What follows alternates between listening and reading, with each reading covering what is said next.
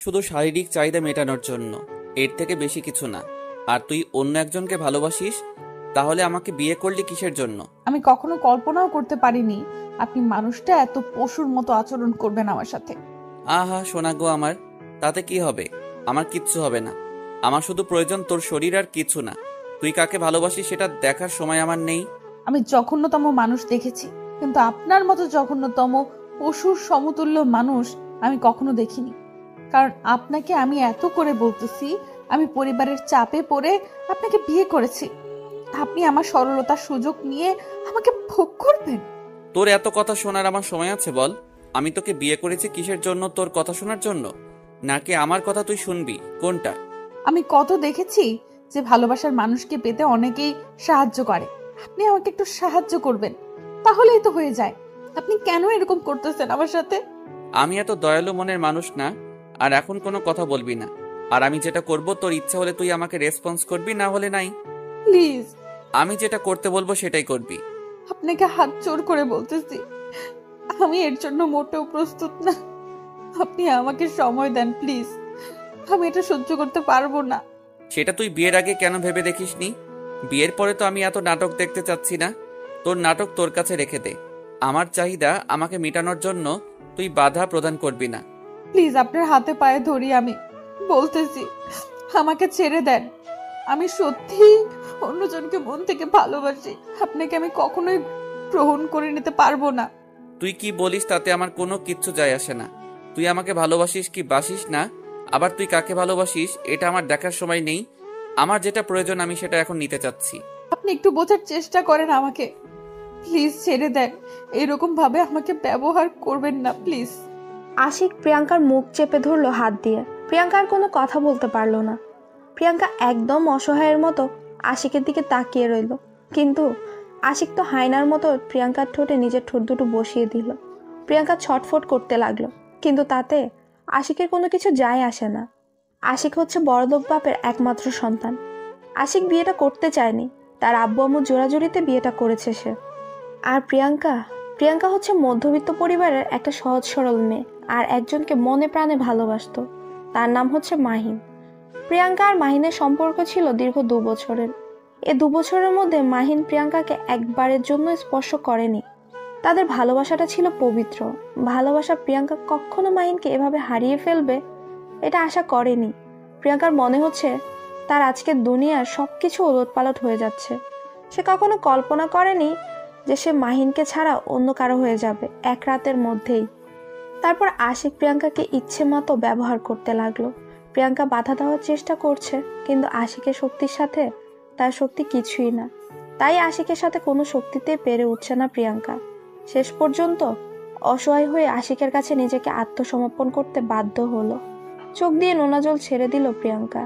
প্রিয়াঙ্কা অসহায় তার পরিবারের কাছে, আর এরকম একটা মানুষের কাছে। সে নিতান্তই অসহায়। তার যে ব্যবহার, আচরণ, প্রিয়াঙ্কা কখনোই এখানে ভালো থাকতে পারবে না। তার যেটা সুখের দিন ছিল সেটা হয়তো আজকে রাতের পর থেকে শেষ হয়ে যাচ্ছে। কারণ এখন থেকে তাকে শুধু একটা ভোগ্যপণ্য হয়ে থাকতে হবে আশিকের কথা, যেটা বোঝা গেল। অনেক হয়েছে। আর ন্যাকামি কান্না করে এভাবে আমার মুড নষ্ট করার কোনো মানে হয় না। এখন যা শুয়ে পড়। প্রিয়াঙ্কা কি বলবে, কোনো কিছু বলার ভাষা তার খুঁজে পাচ্ছে না সে। এখন নিতান্তই একটা ভোগ্যপণ্য, তাছাড়া তো কিছুই না। আর বিয়ে নামে যে মিথ্যে সম্পর্কটা হলো তাদের মধ্যে, সেটা শুধু একটা মাধ্যম যেখানে ভালোবাসা থাকতে পারে না। সেখানে দুটো মানুষের মিলন ধর্ষণ ছাড়া আর কিছুই হতে পারে না। প্রিয়াঙ্কা কান্না করতে করতে এক সাইডে শুয়ে পড়ল। তার জীবনে কি থেকে কি হয়ে গেল সে শুধু ভাবছে বিষয়টা নিয়ে। তার সাথে আজকে কি হয়ে গেল, এক নিমিষের মধ্যেই তার জীবনটা একদম পরিবর্তন হয়ে গেল। কান্না করতে করতে প্রিয়াঙ্কা কখন যে ঘুমিয়ে পড়েছে সে নিজেও জানে না। আর এদিকে আশিক তো আগেই ঘুমিয়ে পড়েছে। সকালে যখন প্রিয়াঙ্কার ঘুম ভাঙলো তখন পেছন ফিরে তাকিয়ে দেখে আশিক শুয়ে আছে। কালকে ভালো করে আশিককে দেখা হয়নি প্রিয়াঙ্কার। আশিক দেখতে বেশ সুদর্শন, যে কোনো মেয়ে তাকে দেখলে পছন্দ করবে, কিন্তু তার আচরণগুলো দেখলে যে কোনো মেয়ে তাকে ঘৃণা করবে, এটাই স্বাভাবিক। তারপর প্রিয়াঙ্কা বিছানা থেকে নেমে গোসলটা সেরে নিল। তারপর সে সুন্দর মতো একটা পোশাক পরিধান করলো। নতুন বউ বলে কথা। আমাদের মাঝে যেটা সম্পর্ক আছে সেটাই থাকবে, কিন্তু বাহিরে এটা বুঝতে দিবা না তুমি। হঠাৎ আশিকের মুখ থেকে এইরকম কথা শুনে প্রিয়াঙ্কা একদম আকাশ থেকে পড়লো। মনে হচ্ছে আশিক তার সাথে এত ভালোভাবে কথা বলছে, এটা ভাবা যায়? প্রিয়াঙ্কা মাথা নিচু করে রইল, কোনো জবাব দিচ্ছে না আশিকের কথার। কি বলেছি মাথায় ঢুকেছে নাকি আরো ভালো করে বুঝিয়ে দিতে হবে কোনটা? আচ্ছা, আমি চেষ্টা করব, কিন্তু আপনি মোটেও ভালো কাজ করেননি কালকে আমার সাথে। কারো আবেগ দেখার সময় নেই আমার। যেটা বলেছি সেটাই করবে। এর থেকে বেশি বোঝার চেষ্টা করলে কিন্তু তোর কপালে খারাপ কিছুই হবে। আপনি যেটা বলবেন সেটাই করব। আর আমার কোনো কথার মূল্য থাকবে না কেন? আমার স্বাধীনতা বলতে কিছু নেই? তোর সাথে এত তর্ক করার সময় আমার নেই। আমি যেটা বলেছি তুই সেটাই করবি। আর যদি বেশি বোঝার চেষ্টা করিস তাহলে কিন্তু ভালো হবে না, বলে দিচ্ছি। আচ্ছা, তাহলে আমি কি এটা ধরে নিতে পারি আমি শুধু এইখানে একটা মূর্তি বা রোবট, আর আপনি তার পরিচালনা করবেন? আপনি যেটা বলবেন আমি সেটাই করব, এরকম কিছু? আরে শালি, তোকে এত কথা বলতে বলেছি, তুই এত কথা বলতেছিস কিসের জন্য? আমার সাথে আর তর্ক করার ক্ষমতা হয় কি করে তোর? প্রিয়াঙ্কা কোনো কিছু বলার সাহস পেল না আশিকের রাগ দেখে, কারণ প্রিয়াঙ্কা এখন ভালোভাবে বুঝতে পেরেছে যে তার এখানে কোনো মূল্য নেই।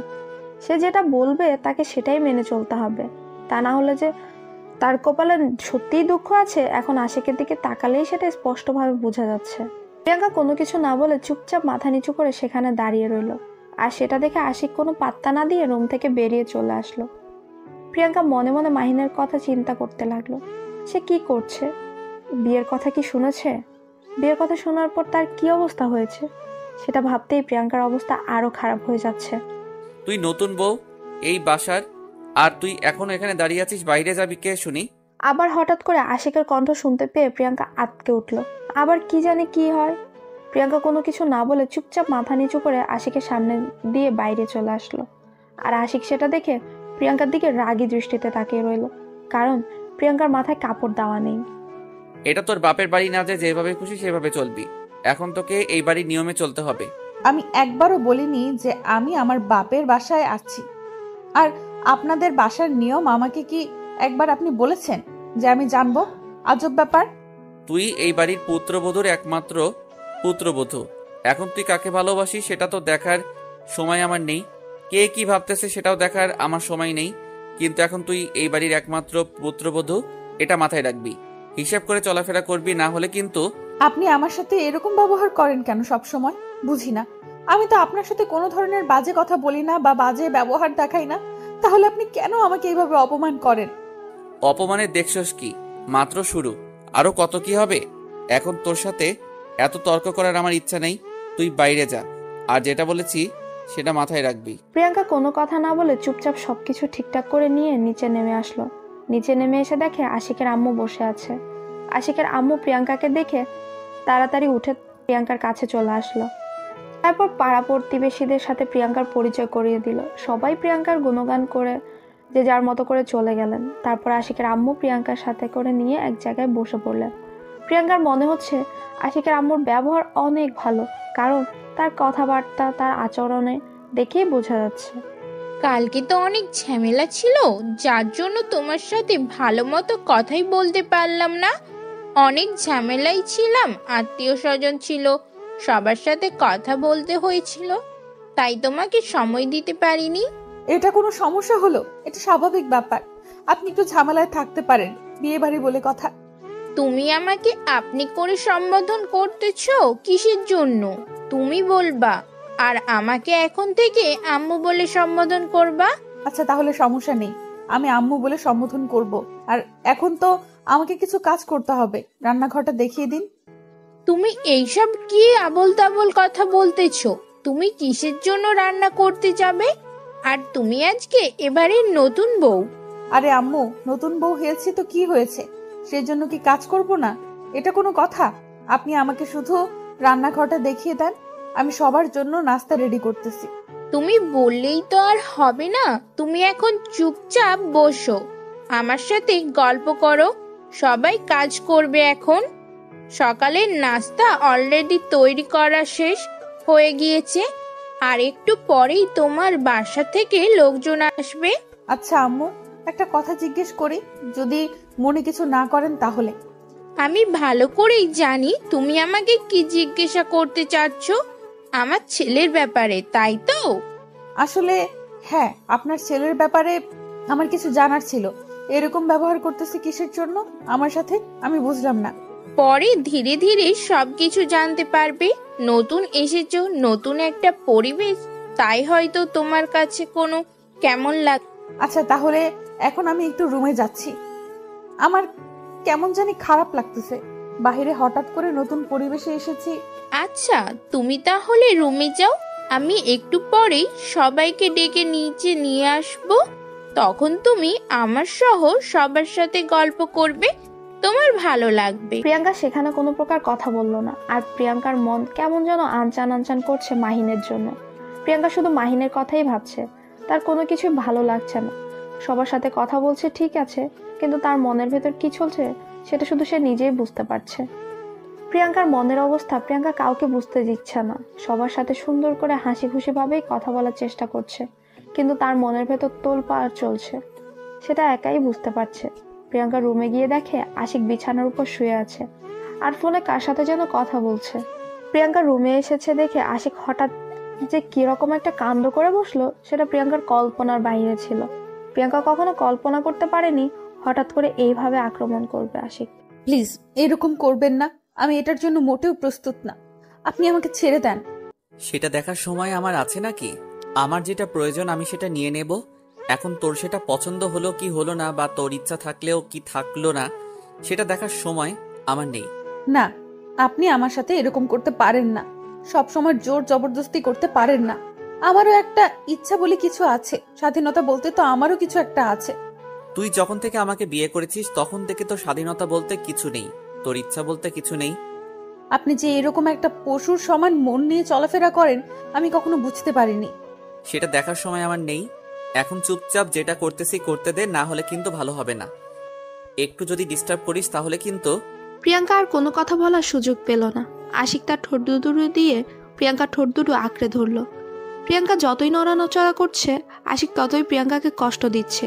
প্রিয়াঙ্কার অনেক খারাপ লাগছে, কি করবে ভেবে পাচ্ছে না। তাই সে বাধ্য হয়ে আশিকের ঠোঁটে কামড় বসিয়ে দিল। যেই প্রিয়াঙ্কা আশিকের ঠোঁটে কামড় বসিয়েছে আশিকের রাগ মনে হয় তেলে বেগুনে জ্বলে উঠল। আশিক প্রিয়াঙ্কাকে কোলে তুলে নিয়ে বিছানার উপর অনেক জোরে আছাড় মারল, যার কারণে প্রিয়াঙ্কা অনেক ব্যথা পেল কোমরে। আশিকের এইরকম হায়নার মতো রূপ দেখে প্রিয়াঙ্কা একদম চুপ হয়ে গেল। সে আর কোনো কথা মুখ দিয়ে উচ্চারণ করার সাহস পেল না। প্রিয়াঙ্কা একদম চুপ হয়ে গেল, নিশ্চুপ যাকে বলে। কোনো কিছু বললও না, একটু নড়াচড়াও করলো না, একদমই নিশ্চুপ। মনে হয় যেন দেহে প্রাণ আছে, কিন্তু মনে হচ্ছে দেহে প্রাণ আছে কিন্তু দেহটা মরা। আশিক যেভাবে খুশি সেভাবেই উপভোগ করছে, আনন্দ নিচ্ছে। প্রিয়াঙ্কা চুপচাপ নীরবে কান্না করে যাচ্ছে, কোনো কথা বলছে না। যেখানে সে বৈধ দর্শন হচ্ছে, বৈধ দর্শন বলছি কারণ তাদের তো বিয়ে হয়ে গেছে তাই।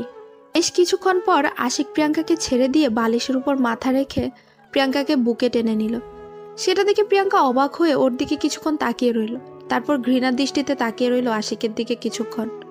আমাকে রাগ দেখিয়ে কোনো লাভ হবে না। আমার যখন যেটা খুশি আমি সেটাই করব। কারো রাগ দেখার সময় বা কারো মান অভিমান দেখার সময় আমার নেই, সেটা আগেই বলে রাখছি। আমি কোনো পশুর উপর রাগ দেখাতে চাই না, যে পশুর মতো সবসময় আচরণ করে তার সাথে আমি কোনো প্রকার কথা বলতে চাই না। তাতে আমার কিছু আসে যায় না। তুই আমার সাথে কথা বলবি কি বলবি না সেটা আমার দেখার সময় আছে নাকি? আমার যেটা খুশি আমি সেটাই করব। একদিন আপনার এই অহংকার থাকবে না, মনে রাখবেন কথাটা। সেদিন আপনি অনেক কান্না করবেন, অনেক, যেটা বলার বাহিরে। আর সেদিন আপনার পাশে কেউ থাকবে না। সেই দিনটার অপেক্ষায় আমি আছি। কবে সেই দিন আসবে আমি সেটার জন্য খুব আকুল আগ্রহে অপেক্ষা করতেছি। আমি চাই সেই দিন আমার জীবনে আসুক। মুখ দিয়ে কথাটা যতটা বলা সহজ বা মনে করতেছেন বিষয়টা যত সহজ, যখন বাস্তবতার সম্মুখীন হবেন তখন বুঝতে পারবেন। তোকে এত জ্ঞান দিতে হবে না, চুপচাপ তুই তোর মতো গিয়ে কাজ কর, যা। আর আমার সামনে তোকে থাকতে হবে না। প্রিয়াঙ্কা আশিককে কি আর বলবে, যেখানে সে একটা ভোগ্যপূর্ণ, তার সাথে কথা বলা গুরুত্বহীন ছাড়া কিছুই না। যার কাছে তার কোনো ছিটে ফোটার গুরুত্ব নেই, তার সাথে কথা বলেই বা কি লাভ? এখানে যে তাকে থাকতেই হবে, এখান থেকে বাসায় যেতে পারবে না, কারণ বিয়ের পর তার মা বাবাও বলে দিয়েছে তাকে আর বাসায় নিয়ে যাবে না, কারণ সে নাকি কলঙ্ক তাদের। এটা প্রিয়াঙ্কার আব্বু আম্মু মনে করেন। তাই প্রিয়াঙ্কার যতই কষ্ট হোক না কেন তাকে এখানে থাকতে হবে। সে চাইলেও তার বাসায় যেতে পারছে না। ইচ্ছা থাকা সত্ত্বেও তার বাসায় যাইতে পারবে না সে। যদি সে এখানে মরেও যায় তাহলে তাকে এখানেই মাটি চাপা দেওয়া হবে, তারপরও তাকে বাসায় নেওয়া যাওয়া যাবে না। প্রিয়াঙ্কা চুপচাপ বিছানা থেকে উঠে গিয়ে সোফায় শুয়ে পড়লো। আর এদিকে আশিক বিছানায় শুয়ে ঘুমিয়ে তাকে আর কি দেখে কে। আর প্রিয়াঙ্কা কান্না করতে করতে কখন যে ঘুমিয়ে পড়েছে সে নিজেও জানে না। আম্মু, ভাবি কোথায়? এখনো তো দেখলাম না ভাবিকে। সেই গত রাতে দেখেছি, তারপর থেকে তো এখনো দেখলামই না। কি জানি, সকালে একটু এসেছিল, হয়তো ঘুমাচ্ছে। তুই দেখতে পারিস না? আমাকে জ্বালাচ্ছিস কিসের জন্য? দেখতেছিস না আমি কাজ করতেছি? তোমার একটা খাটাস ছেলে আছে না, সে তো আমাকে দেখলে কত কি বলবে, তার জন্য তার সামনে এখন যাইতে চাচ্ছি না। যখন যাই তার পড়াশোনার খবর চলে আর বলে পড়াশোনা কেমন চলতেছে। এসব শুনতে কি ভালো লাগে সবসময় বলো? সেটা তো তোর ভালোর জন্যই বলে, তাই না? তোর খারাপ তো চায় না সে, তোর ভবিষ্যৎ ভালো চাই বলেই তোকে একটু শাসন করে। সেটা তোর যদি না ভালো লাগে তাহলে তো তোকে বাসায় রাখা যাবে না, তাহলে বোর্ডিং স্কুলে রেখে আসতে হবে। তুমিও তাহলে স্বার্থপরের মতো কথা বলতেছো। ভাইয়া কথা বলে, তুমিও এই কথা বলো। থাকবো না আমি বাসায়, আমি চলে যাবো বোর্ডিং স্কুলে। দেখবো কেমনে থাকো তুমি একা বাসায়। আমিও তো সেটাই চাচ্ছি, তুই চলে যা।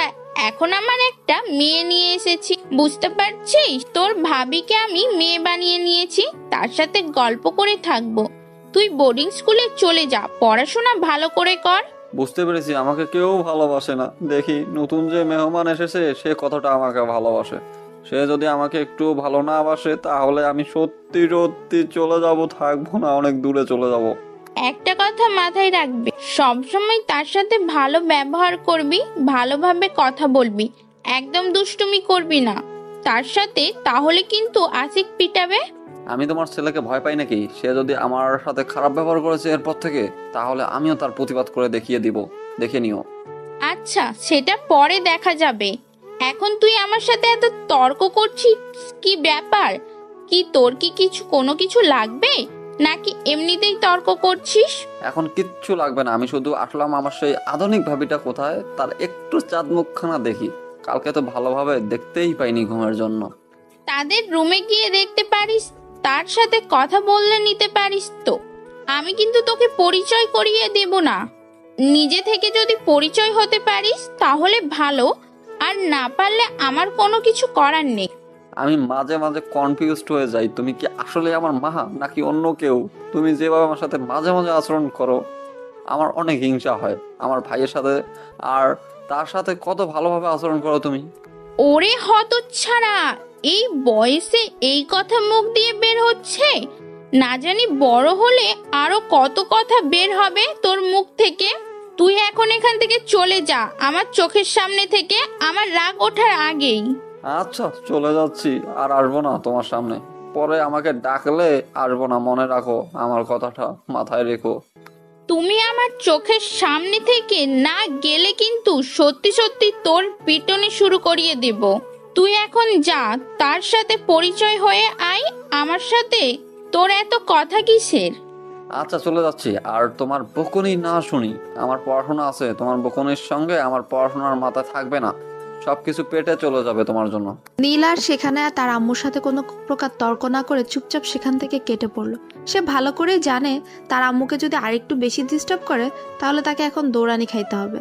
দৌড়ানি খাওয়ার আগে সে এখান থেকে সরে পড়লে সেটাই ভালো হয়। নীল সেখান থেকে সরে গিয়ে উকি ঝুঁকি দিতে দিতে তার ভাইয়ের রুমের দিকে চলে আসলো। তার ভাইয়ের রুম মানে আশিকের রুমে।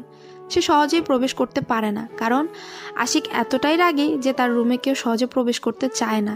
কাকে কি বলে ঝাড়ি দেয় তার জন্য কেউ তার রুমে প্রবেশ করতে চায় না।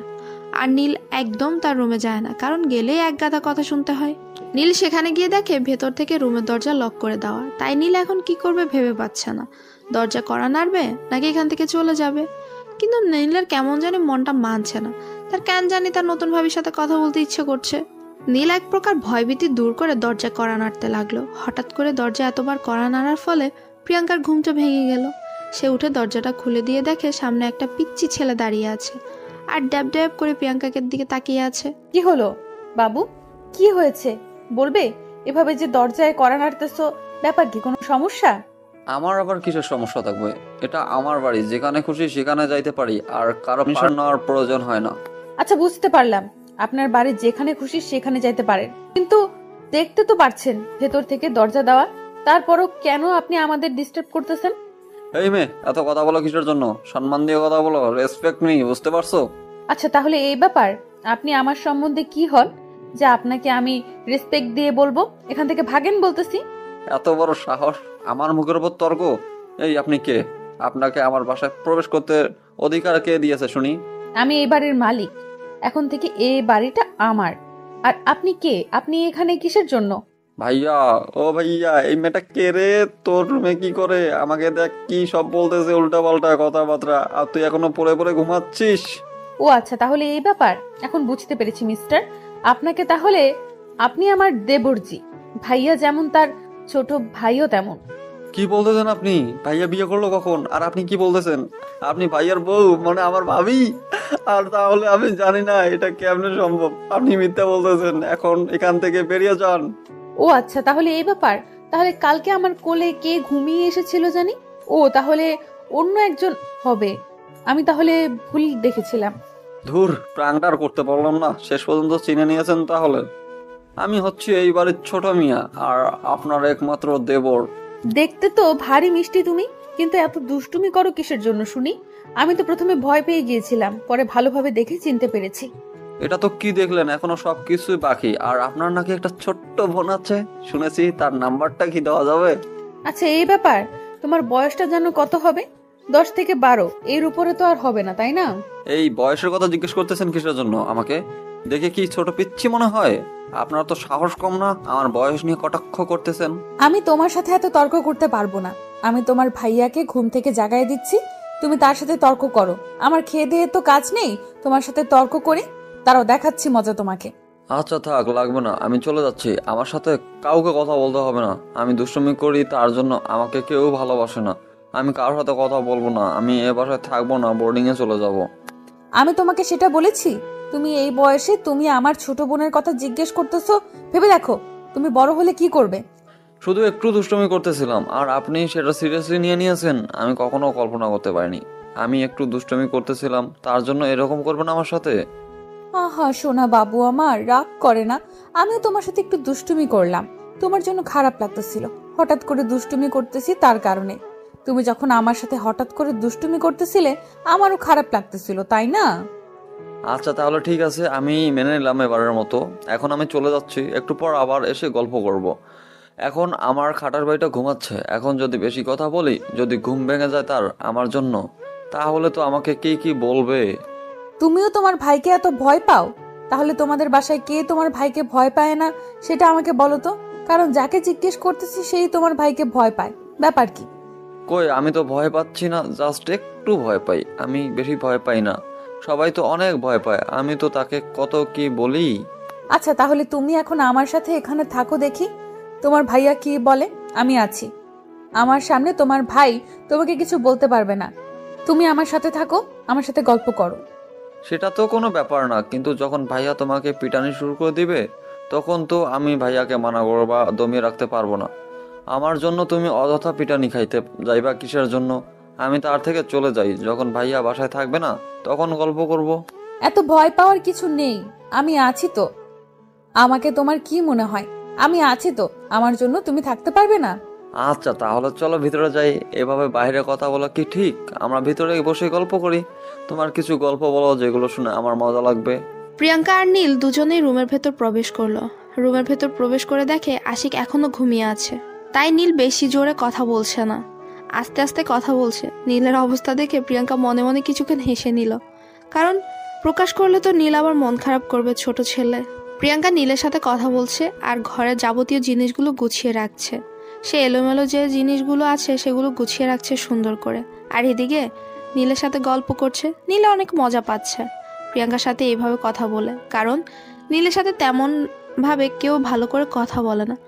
সব সময় যে কথা বলতে আসে পড়াশোনার কথাই বলে একমাত্র প্রিয়াঙ্কাই এমন একজন ব্যক্তি যে নীলকে পড়াশোনা ছাড়া কথা বলছে। এই বিষয়টা নীলের খুব ভালো লাগছে। তাকে পড়াশোনার কথা বলে কেউ প্যারা দিচ্ছে না, কিন্তু একটা জিনিস ভেবে ভয় পাচ্ছে, যদি আশিক এখন ঘুম থেকে উঠে আর নীলকে এখানে দেখে পড়াশোনার কথা তো জিজ্ঞেস করবে। যদি বলে সে এখানে অনেকক্ষণ ধরে আছে, তাহলে তো তার আর বাঁচার উপায় নেই। কি জবাব দেবে সেটাই ভেবে ভয় পাচ্ছে নীল। কিরে নীল, তুই এখানে কিসের জন্য, কি করতেছিস এখানে তুই? হঠাৎ করে আশিকের কণ্ঠ শুনতে পেয়ে নীল তো ভয়ে শেষ। এখন কি হবে সে লুকানোর সময়ও পেল না।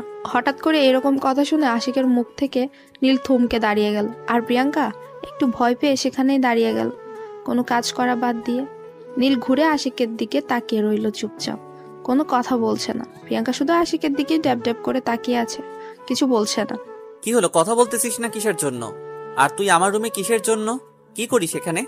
তোকে কি বলেছিলাম আমার রুমে এসে বসে থাকতে? এইরকম ব্যবহার করতেছেন কেন? তাও আবার নিজের ছোট ভাইয়ের সাথে।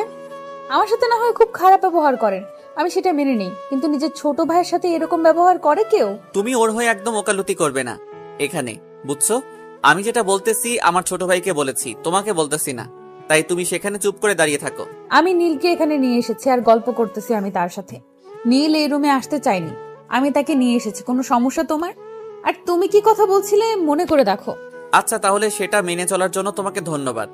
কারণ আচ্ছা, বাদ দিলাম এসব কথা এখন। নীল, তুমি এখান থেকে চলে যাও। তোমার পড়াশোনার কি খবর? আজকে যাব তোমার রুমে। এই তো ভাইয়া, অনেক ভালোই চলতেছে, সবকিছু কমপ্লিট। আমি এমনিতেই এখানে আসলাম। আর ভাবিকে তুমি এভাবে বকা দাও কেন? এখন তুই আমাকে প্রশ্ন করবি, আমি তোকে সেই প্রশ্নগুলোর উত্তর দেব, তাই না? তোর তো দেখে সাহস বেড়ে যাচ্ছে, তুই আমাকে প্রশ্ন করিস। সেরকম কোনো কিছু না, এমনিতেই জিজ্ঞেস করলাম। আর তুমি এত রেগে যাও কিসের জন্য? তোমাকে আমি সেই অনেক দিন থেকে দেখতেছি, আমাকে ঠিক মতো আগের মতো ভালোবাসো না, ব্যাপার কি? নীল, আমি যেটা বলতেছি সেটা কর। তুই এখন রুম থেকে চলে যা। যদি একটা কথা বলেছিস তাহলে কিন্তু ভালো হবে না। এখান থেকে চলে যা বলেছি। তারপর নীল আর কোনো কথা বলার সুযোগ পেল না, বা কথা বলার সাহসও পেল না আশিকের সাথে আর একটা কথা বলার। তারপর নীল আর কোনো কথা বলার সুযোগ পেল না, বা কথা বলার সাহসও পেল না আশিকের সাথে। চুপচাপ মাথা নিচু করে সেখান থেকে বেরিয়ে গেল, মন খারাপ করে। আর সেটা দেখে প্রিয়াঙ্কার অনেক খারাপ লাগলো, কারণ সে আশিককে কোনো কিছু বলতে পারলো না। এত বড় মুখ করে নীলকে বলল সব কিছু ম্যানেজ করে নিবে, কিন্তু আশিকের রাগ দেখে প্রিয়াঙ্কা সেখানে আর কোনো কথা বলার সাহসই পেল না। প্রিয়াঙ্কা নিজের মাঝে অনেক খারাপ লাগছে যে এমন একটা মানুষের সাথে তার বিয়ে হয়ে গেল, সে তাকে কোনো কিছু বলতেই পারছে না। তার ভালোবাসার কথা তাকে বলল, কিন্তু তার কাছে এসে ভোগপূর্ণ হয়ে গেল। আর এখন তার ছোট ভাইকে বড় মুখ করে নিয়ে আসলো যে তার বড় ভাইকে কোনো কিছু বললে সে বাধা প্রদান করবে, সেখানে কোনো কথা বলার সাহসই পেল না। প্রিয়াঙ্কা মন খারাপ করে সেখানে কান্না করতে লাগলো নীরবে, চোখের পানি মুছে আবার কাজে মনোযোগ দিল। আর এদিকে আশিক বিছানা ছেড়ে উঠে গিয়ে বাথরুমে থেকে ফ্রেশ হয়ে এসে দেখে প্রিয়াঙ্কা ঘরের সবকিছু সুন্দরভাবে গুছিয়ে রেখেছে। ঘরটা দেখতে অনেক সুন্দর লাগছে। কি রে, তোর সাথে কথা আছে। তুই নাকি কাকে ভালোবাসিস? তার নাম কি? তার ডিটেলস দে, দেখা করব। কেন তার সাথে দেখা করে তাকে কি মারপিট করবেন? আপনাকে আমি কেন তার পরিচয় দেব, কেন তার ডিটেলস দেব? তোকে যেটা বলেছি সেইটাই কর। এত কথা বলিস কিসের জন্য? ডিটেলস চাইছি, তুই আমাকে ডিটেলস দিবি, তা না করে আমার সাথে তর্ক করতেছিস কিসের জন্য? আমাকে যদি মেরে ফেলেন আপনি, তাও আমি তার সম্পর্কে কোনো কথা বলবো না, আপনার মতো পশুর মতো একটা মানুষকে। দেখ, ভালো হবে না বলে দিচ্ছি। যেটা বলতেছি সেটা বলে দে, না হলে কিন্তু তোর কপালে দুঃখ আছে। আমি সেটা ভালো করে জানি, আমাকে আবার নতুন করে মনে করিয়ে দিতে হবে না। আমার মাথায় আছে যে আমার কপালে দুঃখ আছে। আর আপনি আমার উপরে যেটাই করেন না কেন, আমি তার সম্পর্কে আপনাকে কিছুই বলবো না। কিসের জন্য বলবি না বল? তোকে বলতে হবে। যদি না বলিস তাহলে আমি বাধ্য করব। আর যদি আমি তাকে খুঁজে বের করি কোনোভাবে কারো কাছ থেকে ডিটেলস নিয়ে, তাহলে কিন্তু আমি তাকে খুন করে ফেলবো। আমি কি বলেছি আমার দেহে যতক্ষণ প্রাণ আছে ততক্ষণ আমার মুখ দিয়ে তার সম্পর্কে কোনো কথা উচ্চারণ হবে না। আর যদি পারিস তুই তাকে খুঁজে বের করে নিস। তোর সাহস তো দেখতেছি সত্যি সত্যি অনেক বেড়ে যাচ্ছে দিনের পর দিন। বুঝলাম না তোর এত সাহস বাড়ার কারণ কি? তুই আমাকে তুই তুকারি করে কথা বলতেছিস? আমার রাগ উঠে গেলে আমি ভালো মতো কথা বলতে পারি না, আমার মুখ দিয়ে যা তা বের হয়। তার জন্য আমি সরি, মাফ চেয়ে নিচ্ছি। আগে কথা বলবি ভেবেচিন্তে কথা বলবি, পরে আবার মাপ চাইবি আমি মাপ করে দিব। এতটা ভালো মানুষ আমি না। আচ্ছা, আমাকে এত কষ্ট দিয়ে আপনি কি মজা পান? আপনি কার রাগ আমার উপরে দেখাচ্ছেন আমাকে প্লিজ বলবেন? আমি তোকে যখন যেটা বলবো তোকে সেটাই করতে হবে।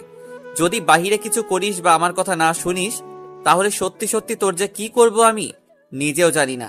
আমি তো কোনো ধরনের ভুল করিনি, আমি শুধু আপনাকে বিয়েটা করেছি। আর আমি আপনাকে শুধু একটা কথা বলেছি যে আমি অন্য একজনকে ভালোবাসি। আপনাকে শুধু আমি এই কথাটাই বলেছি, আর তো কোনো খারাপ কথা বলিনি। আপনি আমার সাথে কেন সেই প্রথম দিন থেকে খারাপ ব্যবহার করতেছেন? তোর এত কৈফিয়ত আমি তোকে দিতে পারবো না। আমি যেটা বলবো সেটাই হবে। তোর যদি এতই কথা জানার ইচ্ছা থাকে তাহলে চুপচাপ এখানে বসে থাক। আমি যখন যেটা বলবো সেটাই শুনবি। আমি যদি কোনো প্রকার ভুল করে থাকি আমাকে মাফ করে দিবেন। আর আমি একজনকে ভালোবাসি, আপনাকে আমি কখনো ভালোবাসতে পারবো না। আপনি শুধু আমার দেহটাকেই ভোগ করতে পারবেন, আমার মনটা পর্যন্ত কখনোই যাইতে পারবেন না। কথাটা মাথায় রাখেন। তোর মন দিয়ে আমি কি করব? দেহটাই তো সবকিছু। তোর মন আমার লাগবে না। তোর মন তুই কোথায় রাখছিস সেটা দেখার সময় নাই। কিন্তু আমার পারমিশন ছাড়া এই বাসা থেকে যদি বের হয়েছিস তাহলে তোর সেই পা আমি কেটে ফেলবো। আপনি যতই শাসন আছে, যত যাই করুন, আপনার যত শাসন আছে, যত যাই করুন না কেন, আমার ভালোবাসার মানুষ যদি আমাকে নিতে আসে তাহলে আমি 1 সেকেন্ডও এখানে থাকবো না। পারলে যা করার করবেন, যত অত্যাচার করার আছে করিয়েন, আমি বাধা দেব না। সময় আসুক, সেটা দেখা যাবে। থাকিস কি থাকিস না সেটা আমি দেখে নেব। আর তোর ভালোবাসার মানুষ কিভাবে এখানে অবধি আসতে পারে আমি সেটাও দেখে নিব। একদিন আপনার এই দম্ভ থাকবে না, দেখবেন। সেদিন আপনাকে রাস্তায় রাস্তায় কান্না করতে হবে। তোর এই কথাগুলো না আমার কাছে এমন আঘাত করে যেটা বলার বাইরে। তুই আমার সাথে কথা বলবি না? আচ্ছা, আমি আপনার সাথে কথা বলবো না, তাতে আমার কোনো সমস্যা? আমার কোনো সমস্যা নেই তো। আমার মেজাজ গরম করাবি না সব সময়। আমার সাথে তোকে কথা বলতে নিষেধ করেছি, তারপরও কিসের জন্য তুই আমার সাথে কথা বলিস? আপনি সব সময় আমার সাথে এরকম খারাপ ব্যবহার করেন কিসের জন্য? আমি তো আপনার সাথে খারাপ ব্যবহার করি না। আমার যা ইচ্ছা আমি তাই করব। তোকে কথা বলতে হবে না আমার সাথে। তুই চুপচাপ বসে থাক, আর আমার ভোগ পণ্য হয় এখানে পড়ে থাকবি। আর বেশি কথা বলবি না। আমাকে যদি আপনার ভালো না লাগে তাহলে আমাকে ছেড়ে দেন। আমার মতো আমি যেদিকে মন চাই সেদিকে চলে যাই। এত সহজ হলে তো ছেড়ে দিতাম, এভাবে তোকে ধরে রাখতাম না। সম্ভব না, তাই তোকে ছেড়ে দেওয়া যাবে না। আমাকে ছেড়ে দেওয়া যাবে না, আমার সাথে খারাপ ব্যবহার করবেন? আমি তো মানুষ, তাই না? আমি তো কোনো পশু না যে আমাকে যেমন করে খুশি তেমন করে ব্যবহার করবেন। আমার ইচ্ছা বলতে কিছু আছে নাকি? আমার স্বাধীনতা বলতে একটা কথা আছে। তোকে কতবার বলেছি তুই আমার সাথে তর্ক করবি না। তর্ক করলে আমার প্রচুর পরিমাণ রাগ উঠে যায়, আর আমি তোকে এখন কি যে করব। কথাটা বলে আশিক প্রিয়াঙ্কাকে একদম হাত দিয়ে চেপে ধরলো। প্রিয়াঙ্কার গলায় তার হাতে ছাপ বসিয়ে দিল। প্রিয়াঙ্কা অস্থির হয়ে যাচ্ছে আশিকের এইরকম কাণ্ড দেখে। প্রিয়াঙ্কা কোনো কিছু বলতে পারছে না। আশিকের শক্তির সাথে প্রিয়াঙ্কা পেরেও উঠছে না। প্রিয়াঙ্কার মনে হচ্ছে তার জীবন এখানেই শেষ, কারণ আশিক এমনভাবে তার গলা চেপে রেখেছে প্রিয়াঙ্কার শ্বাস বন্ধ হয়ে যাচ্ছে। প্রিয়াঙ্কার নিঃশ্বাস নিতে পারছে না। প্রিয়াঙ্কা কি করবে না করবে ভেবে পাচ্ছে না। শেষ পর্যন্ত কোনো কিছুর উপায় না পেয়ে আশিকের হাতে কামড় বসিয়ে দিল। শরীরে যত শক্তি ছিল সব শক্তি প্রয়োগ করে আশিকের হাতে কামড় বসিয়ে দিল। আশিক ব্যথায় কুকিয়ে উঠে প্রিয়াঙ্কার গলা ছেড়ে দিল, আর প্রিয়াঙ্কা অনেক জোরে জোরে শ্বাস নিতে লাগলো। প্রিয়াঙ্কা বেশি কিছুক্ষণ দাঁড়িয়ে থাকতে পারলো না, বিছানার উপর লুটিয়ে পড়লো। তার কেমন জানি শরীর অনেক অসুস্থ লাগছে, কারণ আর কিছুক্ষণ যদি আশিক তাকে এভাবে ধরে রাখতো তাহলে প্রিয়াঙ্কা বেঁচে থাকা হতো না, তাকে এখানেই মরে পড়ে থাকতে হতো। আর তার পরিবার থেকে কেউ এখানে তাকে বাঁচানোর জন্য এগিয়েও আসতো না। প্রিয়াঙ্কা কখন যে জ্ঞান হারিয়ে ফেলেছে সে নিজেও জানে না। যখন তার জ্ঞান ফিরল তখন দেখে আশিকের কোলে মাথা রেখে শুয়ে আছে, আর আশিক তার দিকে এক দৃষ্টিতে তাকিয়ে আছে। প্রিয়াঙ্কা তাড়াতাড়ি আশিকের কোল থেকে নিজের মাথাটা সরিয়ে বালিশের উপর মাথা রাখলো। যখন প্রিয়াঙ্কা তার মাথাটা আশিকের কোল থেকে সরিয়ে বালিশের উপর রাখলো, আশিক আবার প্রিয়াঙ্কাকে ধরে তার কোলে শুইয়ে দিল আর মাথায় তেল মালিশ দিতে লাগলো। যখন আশিক খেয়াল করে দেখলো যে প্রিয়াঙ্কা জ্ঞান হারিয়ে ফেলেছে, তখন আশিকের হুঁশ ফিরে এসেছে যে সে কি করতে চলেছে একটু আগে। আমার সাথে কাউকে ভালো ব্যবহার আর দেখাতে হবে না। আমাকে এখন ছেড়ে দিলে ভালো হয়, আমি একা থাকতে চাচ্ছি। বেশি কথা বলতে পারবো না, আমার যা ইচ্ছা তাই করতেছি। যদি একটু ডিস্টার্ব দেওয়ার চেষ্টা করিস তাহলে কিন্তু তোর কপালে আজকে অনেক দুঃখ আছে। কি আর দুঃখ আছে? মেরে ফেলবেন তো? আচ্ছা, এবার আর আমি কোনো ধরনের শক্তি প্রয়োগ করব না। এখন তো আমি আপনার কোলে মাথা দিয়ে আছি, নেন, যেমন করে খুশি তেমন করে মেরে ফেলেন, আমি আপনাকে কিচ্ছু বলবো না। বলতেছি না বেশি কথা বলবি না, মাথা গরম আছে। আর একটা কথা বলবি না, যদি বলিস তাহলে কিন্তু ভালো হবে না বলে দিচ্ছি। যেটা করতেছি করতে দে, না হলে কিন্তু কি করব নিজেও জানি না। মাথা কিন্তু ঠিক নেই। আজকে আপনাকে বলতে হবে কেন আপনি আমার সাথে এরকম খারাপ ব্যবহার করেন, না হলে কিন্তু আমি আপনাকে কখনোই ক্ষমা করব না। আমি কি একবারও বলেছি তুই আমাকে ক্ষমা কর? আর আমি কি একবারও তোর কাছে ভুল স্বীকার করেছি যে তুই আমাকে ক্ষমা করবি? এখন যেটা করতেছি করতে দে, না হলে কি করবেন? মেরে ফেলবেন? মেরে ফেলেন, সমস্যা নেই তো। আমার বাসা থেকে কেউ আপনাদের কিচ্ছু বলবে না। আমার মতো একটা কলঙ্ককে কেউ ভালোবাসে না। আর আপনি কেন ভালোবাসতে যাবেন? আমি যেটা বলতেছি সেটা কর। আমি এখন তোর সাথে কোনো প্রকার এসব নিয়ে কথা বলতে চাচ্ছি না। তুই চুপচাপ এখন শুয়ে থাক। প্রিয়াঙ্কা আর কোনো কথা বলার সাহস পেল না, কারণ তার এমনিতেই শারীরিক অবস্থা অনেক খারাপ। কারণ যখন সে জ্ঞান হারিয়ে ফেলেছিল তখন থেকে সে তার শরীরের উপর কন্ট্রোল রাখতে পারছে না।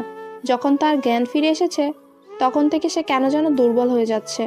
প্রিয়াঙ্কার ইচ্ছে করছে এখন আশিকের এখান থেকে চলে যেতে, কিন্তু তার শরীর এতটাই দুর্বল যে সে বিছানা থেকেই উঠতে পারছে না। এই শক্তিটুকু নেই যে সে বাহিরে যাবে, কারণ তার শরীরের শক্তি হারিয়ে ফেলেছে। তাই বাধ্য হয়ে প্রিয়াঙ্কা আশিকের কোলেই শুয়ে থাকতে হলো। তা না হলে কখনোই প্রিয়াঙ্কা আশিকের কোলে শুয়ে থাকতো না। আজকে মাহিনের কথা খুব প্রচুর মনে পড়ে যাচ্ছে প্রিয়াঙ্কার। কেন যেন মাহিন তার খোঁজ খবর নিচ্ছে না, প্রিয়াঙ্কাও নিজেও জানে না। যে ছেলে প্রিয়াঙ্কার সাথে এক মুহূর্ত কথা না বলে থাকতে পারতো না, সেই ছেলে আজকে 3 দিন ধরে কিভাবে কথা না বলে আছে সেটা ভেবেই প্রিয়াঙ্কার মন বিষণ্ণতায় ভরে যাচ্ছে। কারণ মাহিন এক মুহূর্ত তার সাথে কথা না বলে থাকতে পারে না। যখন তখন মাহিন তাকে ফোন করে, কিন্তু আজকে 3 দিন হয়ে গেল তারপর একটা ফোন আসলো না। ব্যাপার কি? প্রিয়াঙ্কা আর কোনো কিছু ভাবতে পারছে না তার এখন কি করা উচিত কি উচিত না, সে কোনো কিছু ভেবেই পাচ্ছে না। এমনিতেই তার ফ্যামিলি তার উপর অনেক রেগে আছে, আর এখন যার সাথে বিয়ে হয়েছে তার সাথে তো বন্ধুত্ব সুলভ সম্পর্ক গড়ে তুলতেই পারলো না, বরং সে তার সাথে একটু আগে তাকে মেরেই ফেলতে ধরেছিল। আরে আম্মু, একটা কথা বলার ছিল। ভাইয়ার কি এমন হয়ে গেল যে গত 3-4 মাস থেকে এরকম ব্যবহার করতেছে আমার সাথে? এর আগে তো কত ভালোবাসতো আমাকে। তোকে এত কথার উত্তর আমি দিতে পারবো না। তোর প্রশ্ন আমার কানে খুব জ্বালাতন করে। তুই এখন এখান থেকে যা। আমার কথা তুমি পাত্তা দাও না কিসের জন্য? আমি একটা প্রশ্ন করলে তুমি সেটা এড়িয়ে যাও কেন বলো তো? আমি কি দোষ করেছি যে তুমি আমার সাথে এরকম করো, কোনো কথার উত্তর দাও না? আমার এখন কোনো কিছু ভালো লাগছে না। তুই গিয়ে তোর ভাবির সাথে গল্প কর, আমাকে ডিস্টার্ব করবি না। এখন তো তোর ভাবি আছে তাই না, তার সাথে গল্প করতে পারিস। তোমার ছেলের জন্য তো আমি তার কাছে যাইতেই পারি না। তোমার ছেলে সবসময় আমার সাথে খারাপ ব্যবহার করে। এর একটা বিহিত করবে কিনা তুমি তাই বলো, না হলে কিন্তু আমি আব্বুকে বিচার দিতে বাধ্য হব। তোর কিন্তু দিন দিন পাকনামি বেশি হয়ে যাচ্ছে। পড়াশোনার খবরই নাই। সব সময় দেখতেছি তুই আমার সাথে না হলে তোর ভাইয়ার সাথে লেগে থাকতেছিস। ব্যাপার কি? আচ্ছা, আমিও যখন বড় হব আমাকেও তো বিয়ে দিবে তাই না? তাহলে আমার বউয়ের সাথে যদি কেউ কথা বলে তাহলে কিন্তু আমিও তার সাথে এরকম ব্যবহার করবো তাই না? ওরে হতচ্ছাড়া, তোর তো দেখতেছি দিন দিন বুদ্ধি জ্ঞান লোপ পাচ্ছে। কারণ তুই এখন দেখতেছি অন্যমনস্ক হয়ে যাচ্ছিস। তোর বয়স কত? তুই মাত্র ক্লাস 7-এ পড়িস, আর তুই এখন বলতেছিস বিয়ের কথা। দাঁড়া, তোর ভাইয়াকে বিষয়টা বলতেছি। তুমি সবসময় আমাকে ভাইয়ার ভয় দেখাও কিসের জন্য বুঝি না। ভাইয়া আমাকে কি করবে? কিছুই করতে পারবে না। তুমি শুধু আমাকে ভাইয়ার ভয় দেখাও। তুমি আমাকে বলো কবে দিবা আমার বিয়ে? কি বললি তুই? আর একবার বল। আমি একটু কানে কম শুনছি তো ইদানিং। আর একবার বল, তাহলে ভালো হবে। তাই নাকি? তাহলে তো তোমাকে কানের ডক্টর দেখাতে হয়। তাহলে আজকে চলো কানের ডক্টরের কাছে যাই, গিয়ে তোমার কানটা পরিষ্কার করে নিয়ে আসি। আর আমি তোমাকে বইয়ের কথা বলতেছি। তাই নাকি? আচ্ছা, আশিককে আমি ব্যাপারটা বলছি, তারপর দেখছি তোর কি বিচার করা যায়। এখন তো যতই বলিস তুই আমার কথা শুনবি না, কারণ এখন তোর বয়স বেড়ে গিয়েছে। আর এতই পাগলামি করছিস যে আমার ধোঁয়া ছোঁয়ার বাইরে চলে যাচ্ছিস। এখন আমি আশিককে কথাটা জানাতে বাধ্য হব। আরে আম্মু, তুমি এত রাগ দেখাও কেন আমার উপর? বুঝি না, আমি কোনো ভুল কথা বলেছি? আমি তো সত্যি কথা বললাম, আমার বই লাগবে, নতুন বই। আমি কানে ঠিক শুনছি, আমি কানে কম শুনবো কিসের জন্য? তুই যেটা বলেছিস আমি শুনেছি, আর এখন ন্যাকামি করতে হবে না। আমি তোর ভাইয়াকে বিষয়টা বলতেছি একটু পর। প্লিজ আম্মু, তুমি একটু বোঝার চেষ্টা করো। আমি তোমাকে বইয়ের কথা বলেছি, আর তুমি কি না কি শুনেছো, আর সেটা নিয়ে এখন ভাইয়াকে বিচার দিবে? এটা ঠিক বলো? তোমার ছোট্ট ছেলেটাকে যে এত নির্যাতন করবে তোমার বড় ছেলে, তোমার সহ্য হবে? সেটা পরে দেখা যাবে। এখন তুই যেটা বলেছিস সেটার জন্য ক্ষমা চাইবি আমার কাছে, না হলে কিন্তু সত্যি সত্যি বিচার দেব। আচ্ছা আম্মু, আমি আমার ভুল স্বীকার করতেছি। আমি আর কখনো তোমাকে বলবো না আমার নতুন বই কিনে দেওয়ার কথা। আমি আব্বুকে বলবো এখন থেকে। আমাকে মাফ করে দিও। ওরে হতচ্ছাড়া, তুই কি সত্যি সত্যি স্বীকার করবি নাকি আমি তোর ভাইয়াকে বিচার দেব? কোনটা?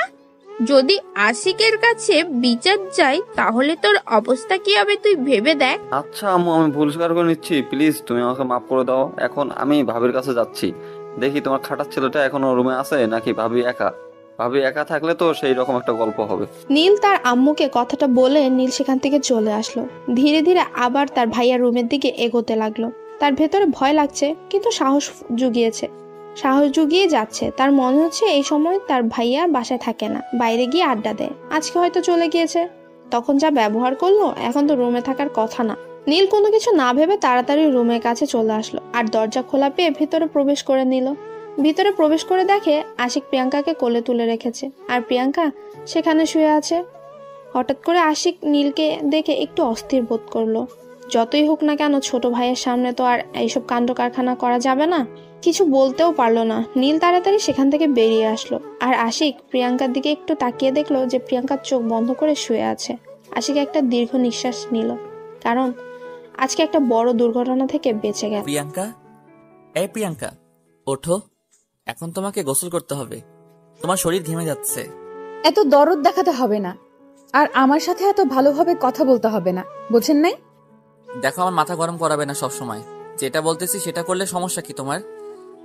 আমি যেটা বলতেছি সেটা শুনলে তোমার সমস্যা কোথায়? আমি কারো কথা শুনতে বাধ্য না যে আমি সবার কথা শুনবো।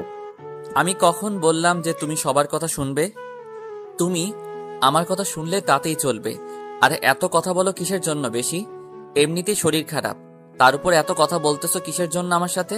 আমি যদি মারা যাই তাহলে কারো কিছু যায় আসে না, আমার বাবা মারও না, আমার নিকটস্থ আত্মীয় স্বজনেরও। অনেক হয়েছে, এখনো তর্ক করতে পারবো না। চলো আমার সাথে, তুমি গোসল করে নিবা। আর তোমার শরীর খুব ক্লান্ত দেখাচ্ছে, একটু ডাক্তারের কাছে যাব। এখন আর কোনো কথা শুনতে চাই না। সবকিছু এতই সহজ, যখন যেটা বলবেন সেটাই শুনতে হবে আমাকে, যখন যেটা করবেন সেটাই আমাকে মেনে চলতে হবে, এরকম তো আমি না। আমি তো কোনো কিছু শুনতে চাই না। আমি যেটা বলতেছি সেটা করলে ভালো হয়, আর না করলে কিন্তু আমার মাথা গরম হয়ে গেলে আমি কখন কি করব নিজেও জানি না। কার মাথা ব্যথা করতেছে, কার কি করতেছে সেটা দেখার আমার সময় নেই। এখন আপনি এখান থেকে চলে যান, আমি একা থাকতে চাই। না হলে আমাকে ছেড়ে দেন, আমি অন্য রুমে গিয়ে শুয়ে থাকবো, তাও আপনার কথা শুনতে আমি পারবো না। দেখো, মাথা গরম করাবে না, যেটা বলতেছি সেটাই করো, তাহলে ভালো হয়। কেন এরকম করতেছো?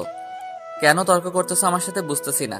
বারবার বোঝাচ্ছি, তারপরও কেন বুঝতেছো না? প্রিয়াঙ্কা কোনো কিছু না বলে চুপচাপ সেখানে শুয়ে রইল। আশিকের কোনো জবাব দিচ্ছে না কথা।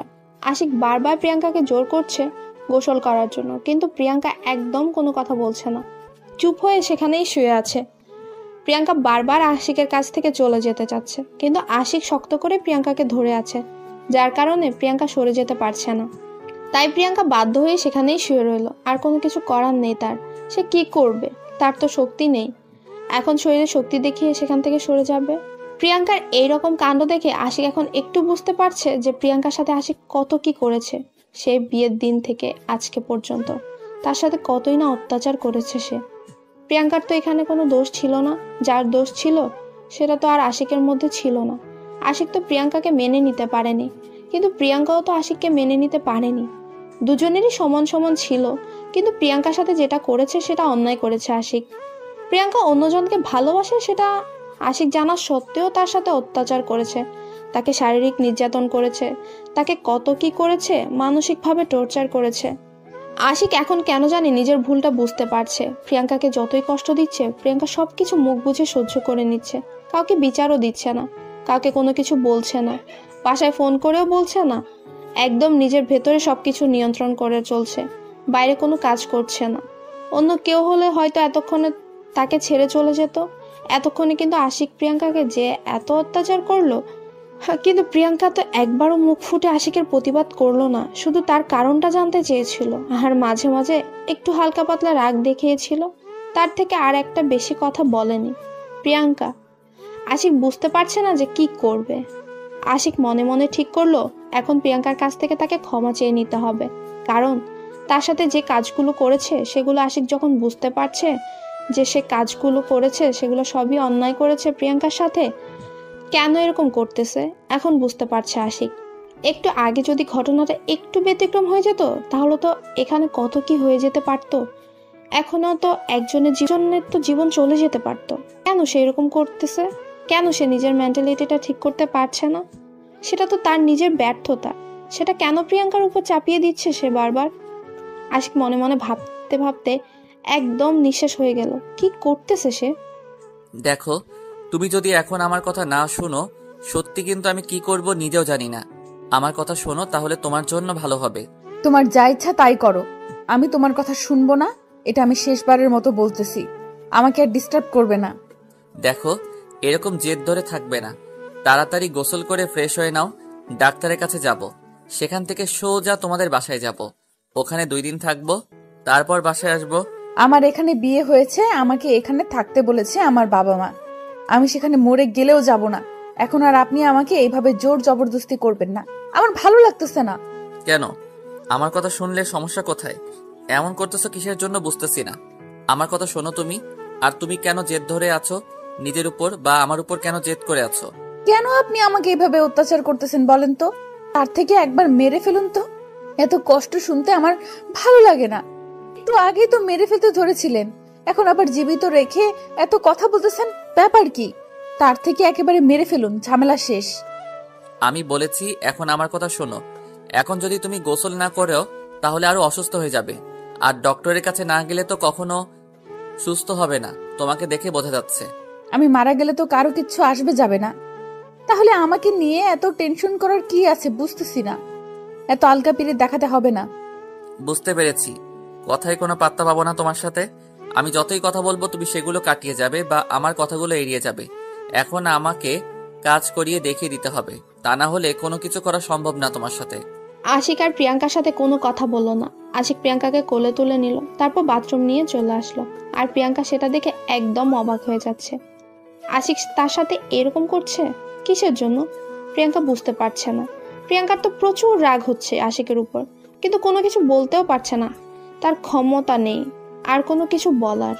প্রিয়াঙ্কা মনে মনে অনেক রেগে যাচ্ছে আশিকের উপর। প্রিয়াঙ্কার ইচ্ছে করছে আশিককে খুন করে ফেলতে।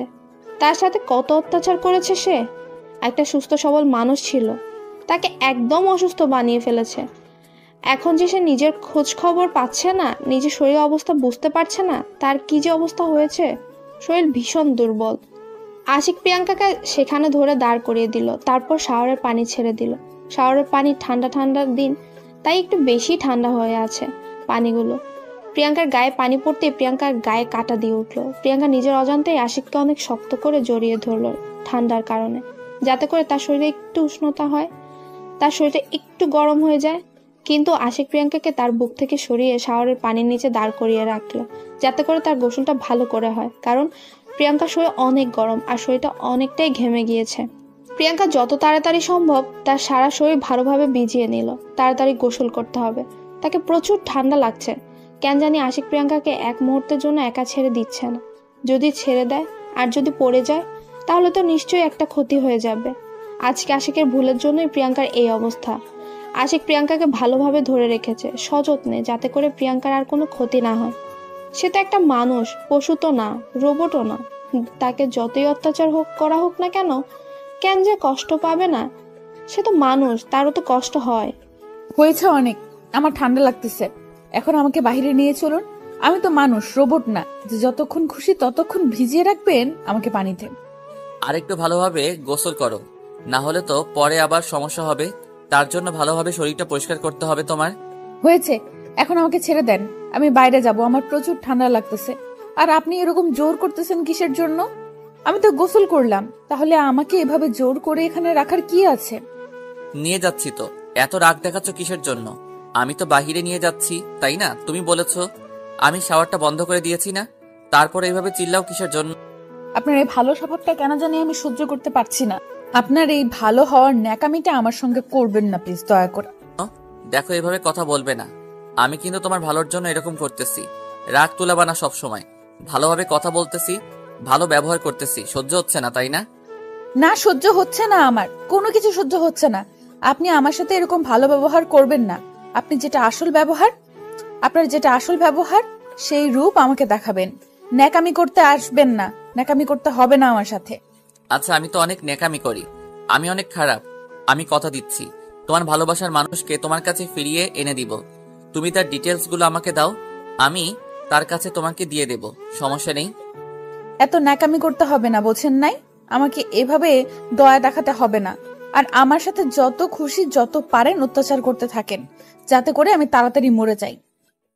দেখো, এত কথা বলতে পারবো না, তুমি সব সময় একটু বেশি কথা বলো। আমি যেটা বলতেছি সেটাই করো। তার ডিটেলসগুলো আমাকে দিয়ে দাও, আমি তাকে খুঁজে তোমার হাতে তুলে দেব, আর তোমাকে আমার কাছ থেকে মুক্তি দেব, কথা দিলাম। সত্যি বলতেছেন নাকি নাটক করতেছেন? আবার কোনো প্ল্যান আছে নাকি? প্ল্যান কাজে লাগানোর জন্য আমার দুর্বলতার সুযোগ নিচ্ছেন? এখানে কোনো দুর্বলতার সুযোগ নিচ্ছি না। তুমি আমাকে তার ঠিকানাটা দাও, আমি তার সাথে যোগাযোগ করে তোমার সাথে কথা বলে তারপর তোমাকে সেখানে নিয়ে গিয়ে আমি দিয়ে আসব, সমস্যা নেই। আমার কাছ থেকে তোমাকে মুক্তি দিয়ে দিব। তারপর প্রিয়াঙ্কা আশিককে মাহিনের বিষয়ে সবকিছু ডিটেলস সহ বলে দিল। মাহিন কোথায় থাকে, কোন ক্লাসে পড়ে, কোথায় আড্ডা দেয়, কোথায় কোথায় তাদের দেখা হয়, সব কিছু বলে দিল। আর মাহিনের বাসার ঠিকানাটাও বলে দিল, যাতে করে আশিকের সুবিধা হয় মাহিনকে খুব তাড়াতাড়ি তার কাছে এনে দেওয়া। প্রিয়াঙ্কা মনে মনে অনেক খুশি হলো আশিকের এরকম ব্যবহার দেখে। পরে আবার ভাবলো আশিকের এটা কোনো নতুন প্ল্যান না তো। সেটা ভেবে আবার মন খারাপ হয়ে গেল প্রিয়াঙ্কার। তা ভালো লাগছে, কারণ আশিক তার সাথে একটু ভালো ব্যবহার করছে, তার ভালোবাসা মানুষকে ফিরিয়ে এনে দিতে চাচ্ছে। দেখা যাক শেষ পর্যন্ত কি হয়। তারপর প্রিয়াঙ্কাকে রুমে এনে আশিক ভালোভাবে সবকিছু পরিষ্কার করে দিল। তারপর তাকে একটা জামা পরে নিতে বলল। প্রিয়াঙ্কা আশিকের থেকে লুকিয়ে মনে মনে বাথরুমে চলে গেল, জামা পরে নিল, তারপর বেরিয়ে আসলো। আর আশিক সঙ্গে সঙ্গে প্রিয়াঙ্কাকে সাথে করে নিয়ে বাসা থেকে বেরিয়ে পড়লো। আমরা এখন কোথায় যাচ্ছি? আর আমাকে এভাবে হুট করে বাসা থেকে বের করে নিয়ে আসলেন? তখন না বললাম আমরা ডক্টরের কাছে যাব, তারপর সেখান থেকে সোজা তোমাদের বাসায় যাব, ওইখানে 2 দিন থাকবো, ওইখান থেকে তোমার মাহিনকে খুঁজবো, তারপর আবার সেখানে তোমাকে মাহিন হাতে তুলে দিয়ে আমি বাসায় চলে আসবো। সত্যি বলতেছেন? আমার ভালোবাসাকে আমার কাছে ফিরিয়ে দেবেন? আপনাকে অনেক ধন্যবাদ আমার উপর দয়া দেখানোর জন্য। ধন্যবাদ দিতে হবে না, কারণ আমি এতদিন আমার নিজের জেদকে কাজে লাগিয়ে আপনাকে অনেক কষ্ট দিয়ে ফেলেছি। তার জন্য আমি ক্ষমা চেয়ে নিচ্ছি। জানি ক্ষমা পাওয়ার যোগ্য আমি না। আচ্ছা, আমরা এখন ডাক্তারের কাছে না যাই? আমি এমনিতেই যদি ঘুম পারি বা এমনিতেই খাওয়া দাওয়া ঠিক মতো করি তাহলে শরীর ঠিক হয়ে যাবে। অথচ ডাক্তারের কাছে গিয়ে আপনার টাকাগুলো নষ্ট করার কোনো মানে হয় না। সমস্যা নাই, অত্যাচার যেহেতু করেছি টাকা খরচ করলে কোনো সমস্যা হবে না। অত্যাচার করেছি, একটু তো চিকিৎসা করতেই হবে। চলেন না আমরা সেই নদীর ধারে যাই। যদি মাহিনের দেখা সেখানে পেয়ে যাই তাহলে তো কাজ হয়ে যাবে, কারণ সে হয়তো আমার জন্য অপেক্ষা করে ওই নদীর ধারে। আজকে আর অন্য কোথাও যাব না, আজকে সোজা এখান থেকে বাসায় চলে যাব, তারপর কালকে কোথায় যাওয়া যায় যাব সেখানে। সমস্যা কি? আজকে গেলে যদি তার দেখা পেয়ে যাই, চলেন না। আমার কথাটা একটু রাখেন না, যেহেতু একটু আমার দায়িত্ব নিতে চাচ্ছেন, প্লিজ আমার কথাটা রাখেন। আমার পক্ষে সেটা করা কখনো সম্ভব নয়, কারণ তোমার শরীরের অবস্থা অনেক খারাপ, আর তোমাকে এই অবস্থায় আমি কোথাও নিয়ে যেতে পারবো না। এর থেকে আজকে তুমি রেস্ট করো, কালকে থেকে খোঁজা শুরু করে দেব। প্রিয়াঙ্কার অনেক মন খারাপ হলো। আশিককে অনেক কিছু বলতে চাইলো, কিন্তু নিজের মধ্যে সবকিছু রেখে দিল, কারণ আশিক একটু ভালো ব্যবহার করছে। এখন যদি প্রিয়াঙ্কা আবার নাকামো করে, কথাবার্তা বলে, সেটা যদি অন্য লেভেলের হয়ে যায়, তখন তো আবার কি না কি হয়ে যাবে। তার থেকে প্রিয়াঙ্কা নিজেকে সংযম করলো, যাতে করে আশিক নিজের কথা থেকে সরে না আসে, যাতে করে সে তার ভালোবাসার মানুষকে ফিরে পায়। আর এই অত্যাচারের জগৎ থেকে সে একটু মুক্তি পেতে চায়, সুন্দরভাবে বেঁচে থাকতে পারে। তার জন্য প্রিয়াঙ্কা চুপ হয়ে গেল। মাহিন যে কতটা তাকে ভালোবাসে সেটা শুধু প্রিয়াঙ্কাই জানে। এতদিনের ভালোবাসার মধ্যে মাহিন তাকে কোনো খারাপ উদ্দেশ্যে ইঙ্গিত করেনি, খারাপ কথা বলেনি, সবসময় তার ভালো চেয়েছে, সবসময় তার ভালোবাসার পবিত্রতা রেখেছে। কিন্তু আজকে বিয়ে হওয়ার 1 সপ্তাহ হয়ে গেল, মাহিনের একবারও খোঁজ খবর নিল না। এই বিষয়টা খুব চিন্তায় ফেলে দিচ্ছে প্রিয়াঙ্কাকে, কারণ মাহিন নিজের কোনো ক্ষতি করলো না তো আবার তার বিয়ের কথা শুনে। প্রিয়াঙ্কা আর কোনো কিছু ভাবতে পারছে না। তার খুব ভালো লাগছে আজকে, তার মনটা কেন জানি খুব খুশি খুশি লাগতেছে, কারণ আশিক তার সাথে এত ভালো ব্যবহার করেছে, তার উপর তার ভালোবাসার মানুষকে খুঁজে এনে দিবে বলল। এই কথাগুলো ভাবতে গেলেই প্রিয়াঙ্কার মন আনন্দে ভরে যাচ্ছে। তারপর আশিকের সাথে প্রিয়াঙ্কা ডক্টরের কাছে গেল, ডক্টরকে দেখানো হলো। ডক্টর কিছু টেস্ট করতে দিল প্রিয়াঙ্কার। প্রিয়াঙ্কা আশিকের সাথে গিয়ে সে টেস্টগুলো করে নিল তাড়াতাড়ি। প্রিয়াঙ্কা অবাক হয়ে গেল, এত তাড়াতাড়ি কিভাবে টেস্টের রিপোর্ট আর এত তাড়াতাড়ি কিভাবে সব কিছু হয়ে গেল। প্রিয়াঙ্কার কেমন যেন একটা খটকা লাগলো।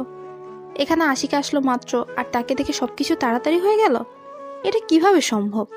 প্রিয়াঙ্কা তো এর আগেও অনেক হসপিটালে গিয়েছিল, ডক্টরের কাছে দেখা করতে গেলে লাইন ধরে দাঁড়াতে হয়। তারপর টেস্টের কথা তো বাদই দিলাম, টেস্টের রিপোর্ট দিতে দিতে 2 থেকে 3 ঘন্টা লেগে যায়। কিন্তু এখানে মাত্র 10 থেকে 15 মিনিটের মধ্যে, মানে টেস্টের পরীক্ষা করতে যতক্ষণ না সময় তার থেকে বেশি সময় লাগলো না। আর তার থেকে বড় কথা হলো, ডক্টর কিভাবে এত তাড়াতাড়ি রিপোর্ট দেখে? সবাইকে দেখার পর তারপর রাত্রে বা 2-3 ঘন্টা পর রিপোর্ট দেখে, কিন্তু এটা কিভাবে সম্ভব হয়ে গেল? প্রিয়াঙ্কা আর কোনো কিছু ভাবতে পারছে না। তাড়াতাড়ি হসপিটাল থেকে বেরিয়ে আসলো আশিক প্রিয়াঙ্কাকে সাথে করে নিয়ে। প্রিয়াঙ্কার সাথে কোনো কথা বলছে না। একটা কথা চিন্তা করতেছে সে, মাহিনের দেখা কখন পাবে, আর তাকে কতদিন ধরে সে দেখে না, নিজের কি অবস্থা করে রেখেছে সেটাই ভাবছে প্রিয়াঙ্কা। কি হলো, এত মনোযোগ দিয়ে কি ভাবতেছো? ভালোবাসার মানুষের দেখা পাবে, তার জন্য কি আমার সাথে কথা বলা যাবে না? একদম চুপ মেরে আছো যে।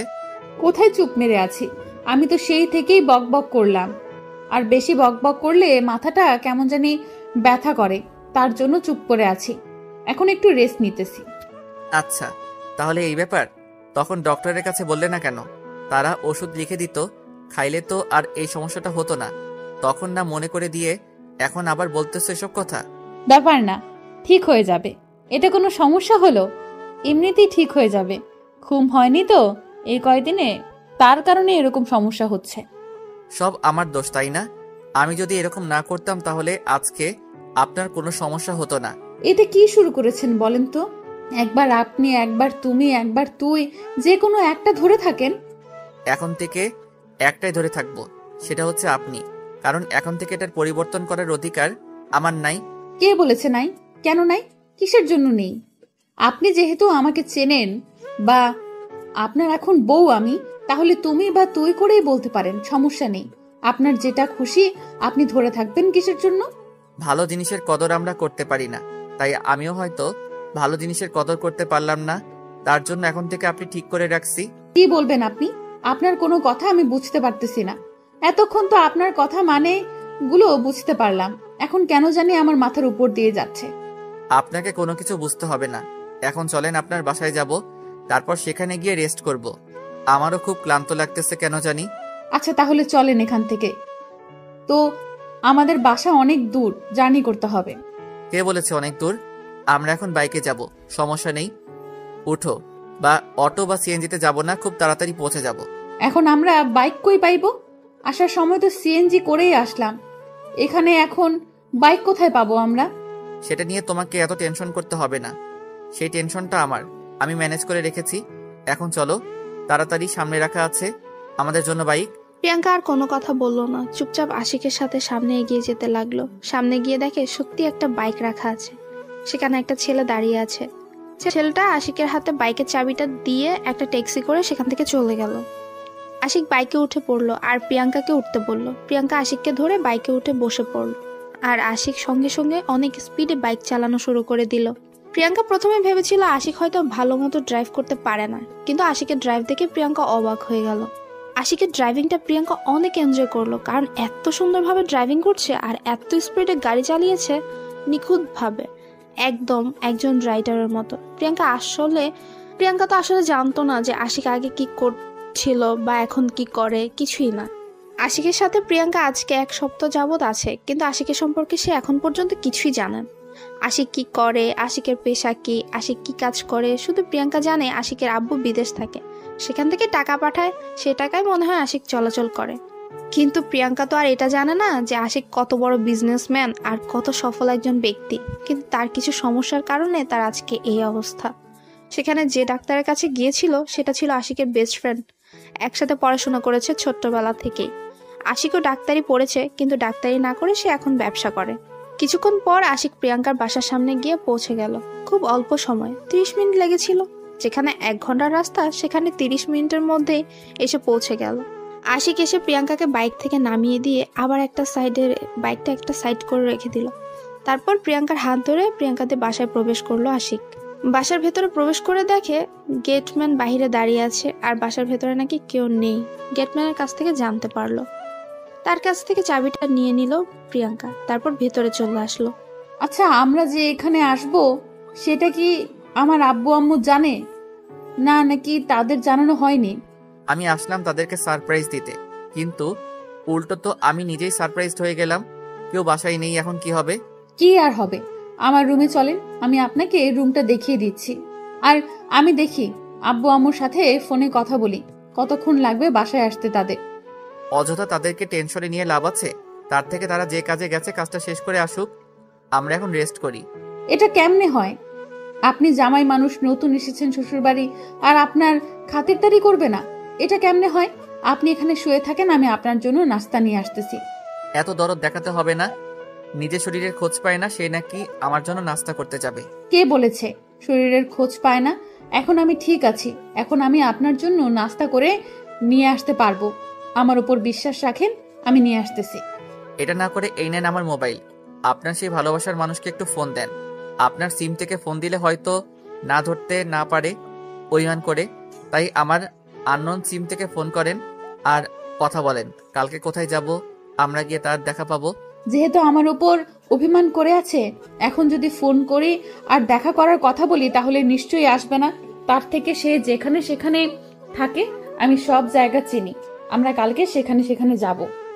বাকিটা আপনার ইচ্ছা। আমার বলা উচিত ছিল, আমি বললাম। এখন যদি আপনি তার সাথে কথা বলেন তাহলে ভালো, না বললে আমার তো কিছু করার নেই। যেটা অবশ্যই ঠিক বলেছেন, যেহেতু আপনার কিছু করার নেই তাহলে আপনি এখানে বসে থাকেন, আমি আপনার জন্য নাস্তা রেডি করে আনতেছি। আপনাকে দেখে ক্লান্ত মনে হচ্ছে, আপনি শুয়ে থাকেন, আমি নিচে যাচ্ছি আর আসতেছি। বলতেছি না আমার জন্য কিছু করা লাগবে না। আর আপনার এই অসুস্থ শরীর নিয়ে আপনি নিচে যাবে না, আসবেনও না, আর এখানে শুয়ে থাকবেন। পরে আবার ঝামেলা হবে, না হলে আমি এত কিছু নিতে পারবো না। তার থেকে আপনি শুয়ে থাকেন। আমাকে নিয়ে এত টেনশন করতে হবে না, আমার কিছু হবে না, আমি একদম ঠিক থাকবো। আপনার জন্য নাস্তা নিয়ে আসতেছি, এত কথা বলতে হবে না আমার সাথে, আমি যাব আর আসবো। আমার উপর কথা বলা কিন্তু আমি একদম পছন্দ করি না, সেটা আপনি ভালো করে জানেন। আশা করি আর বোঝাতে হবে না। এখন চুপচাপ এখানে শুয়ে রেস্ট করেন, আমার কিচ্ছু লাগবে না।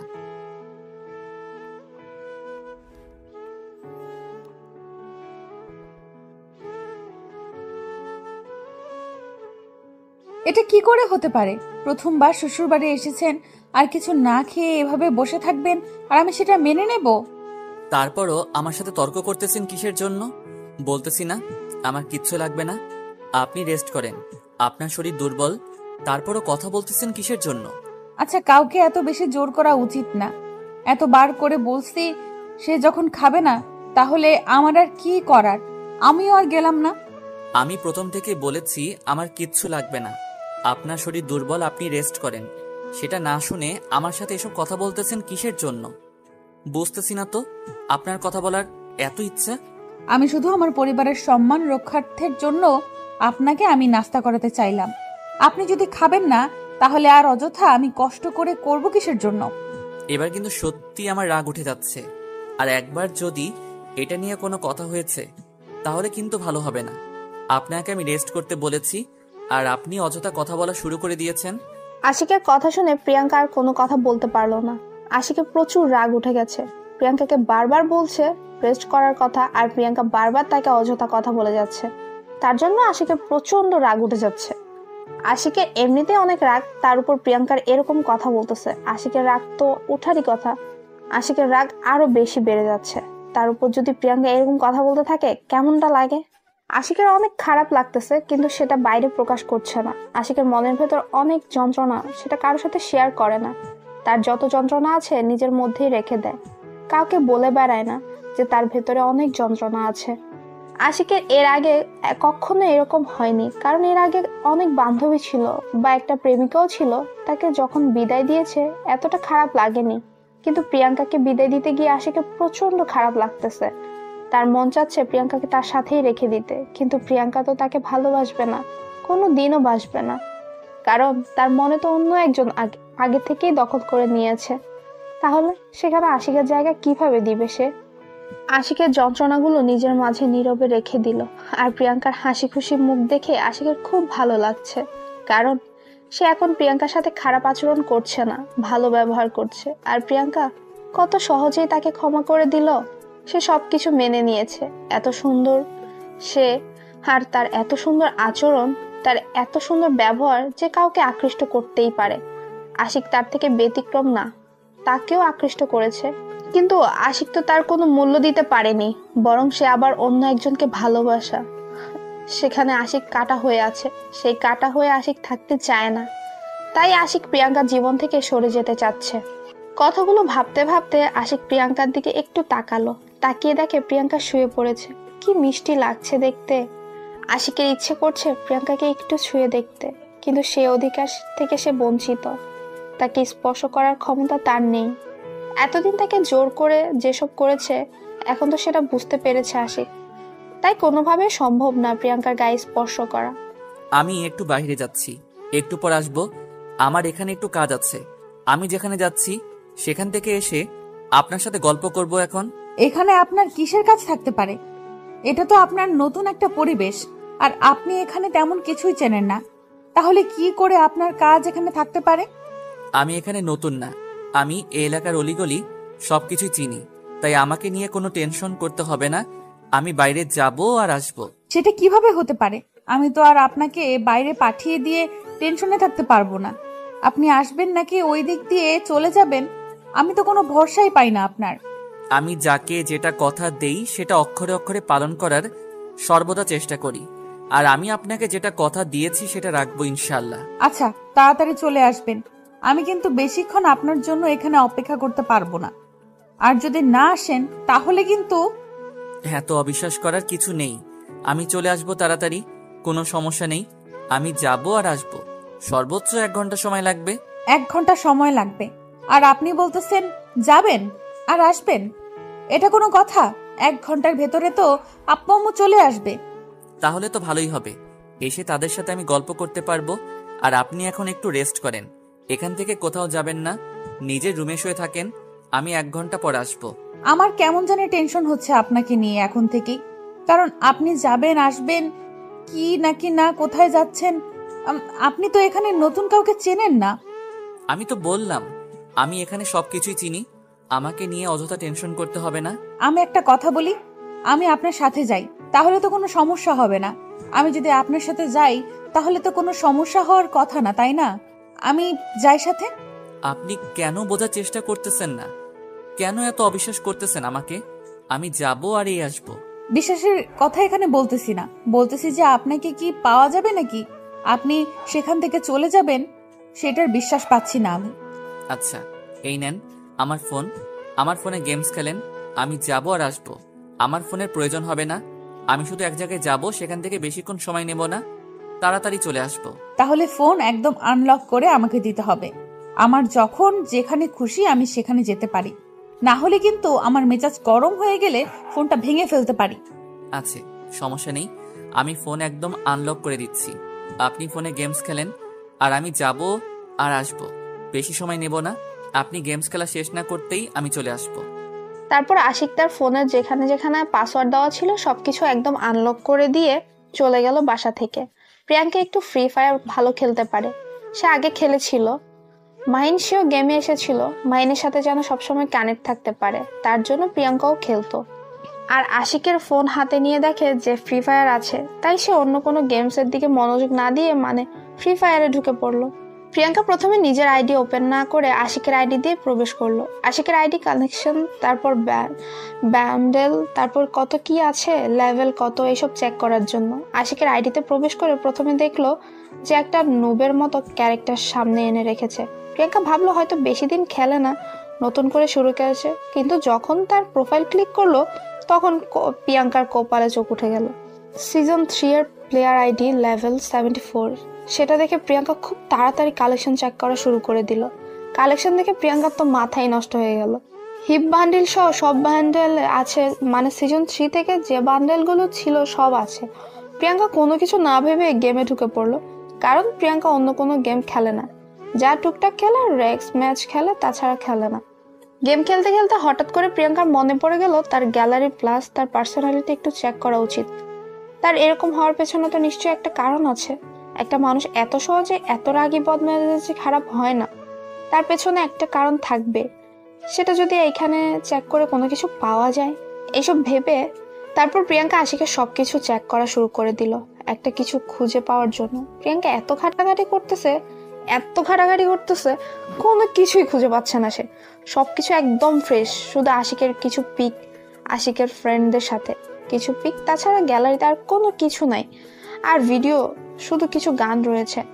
তাছাড়া আশিকের ফোনে আর কিছু পাইল না প্রিয়াঙ্কা তো মাথায় নষ্ট হয়ে গেল, এত ভালো হতে পারে কিভাবে একটা মানুষ। তারপর হঠাৎ করে প্রিয়াঙ্কা একটা অ্যাপসের উপর নজর দিল, কারণ এই অ্যাপসটা একটু অস্বাভাবিক লাগতেছে। এই অ্যাপসটা সহজে কেউ ইউজ করে না। প্রিয়াঙ্কা জানা মতো এই অ্যাপসটা সব থেকে সিকিউরিটি সম্পন্ন একটা অ্যাপস। প্রিয়াঙ্কা তাতে প্রবেশ করতে যাবে, তখনই পাসওয়ার্ডের কাহিনী যাচ্ছে। পাসওয়ার্ডটা এখন কি দেবে ভেবেই পাচ্ছে না প্রিয়াঙ্কা অনেকভাবে চেষ্টা করতেছে, কিন্তু কোনোভাবেই সে অ্যাপসটার ভেতরে ঢুকতে পারছে না, কারণ সিকিউরিটি দেওয়া আছে। সেখানে কিভাবে প্রবেশ করা যায়? এখানে তো এত সহজে প্রবেশ করা যাবে না। প্রিয়াঙ্কা কয়েকটা পাসওয়ার্ড দিয়ে চেষ্টা করলো, কিন্তু একটাও কাজ হচ্ছে না। আশিক যেটা করে সবকিছু, মানে এমন কোনো জিনিস নাই যে প্রিয়াঙ্কা যতটুকু জানে আশিকের সম্পর্কে সবকিছু দিয়ে ট্রাই করলো, একটা দিয়েও খুললো না। প্রিয়াঙ্কা এসব নিয়ে ঘাটাঘাটি করতেছিল, হঠাৎ করে আশিক রুমের ভেতর প্রবেশ করে। প্রিয়াঙ্কা আশিককে দেখে তার সেই অ্যাপসটা থেকে বেরিয়ে পড়লো। তারপর প্রিয়াঙ্কা দাঁড়িয়ে পড়লো বিছানা ছেড়ে। আশিকের সামনে এসে দাঁড়িয়ে পড়লো সে। আপনি ফ্রি ফায়ার খেলেন আর আপনি সিজন 3 এর প্লেয়ার, কই আমাকে তো একদিন বললেন না? কেন আপনি ফ্রি ফায়ার খেলেন? চলেন একটা কাস্টম হয়ে যাবে। যদি ফ্রি ফায়ার খেলেন খুব বোরিং লাগতেছে, একটা কাস্টম খেলে আসি। আমি কি আপনার সাথে পারবো নাকি? আমি পারবো না আপনার সাথে, খেলবো না আমি। আপনি খুব ভালো খেলেন দেখে বোঝা যাচ্ছে। আরে দূর, আমি খেলতে পারি না, একদম খেলতে পারি না। এমনিতেই অনেক আগে থেকে খেলি, কিন্তু রেগুলার না।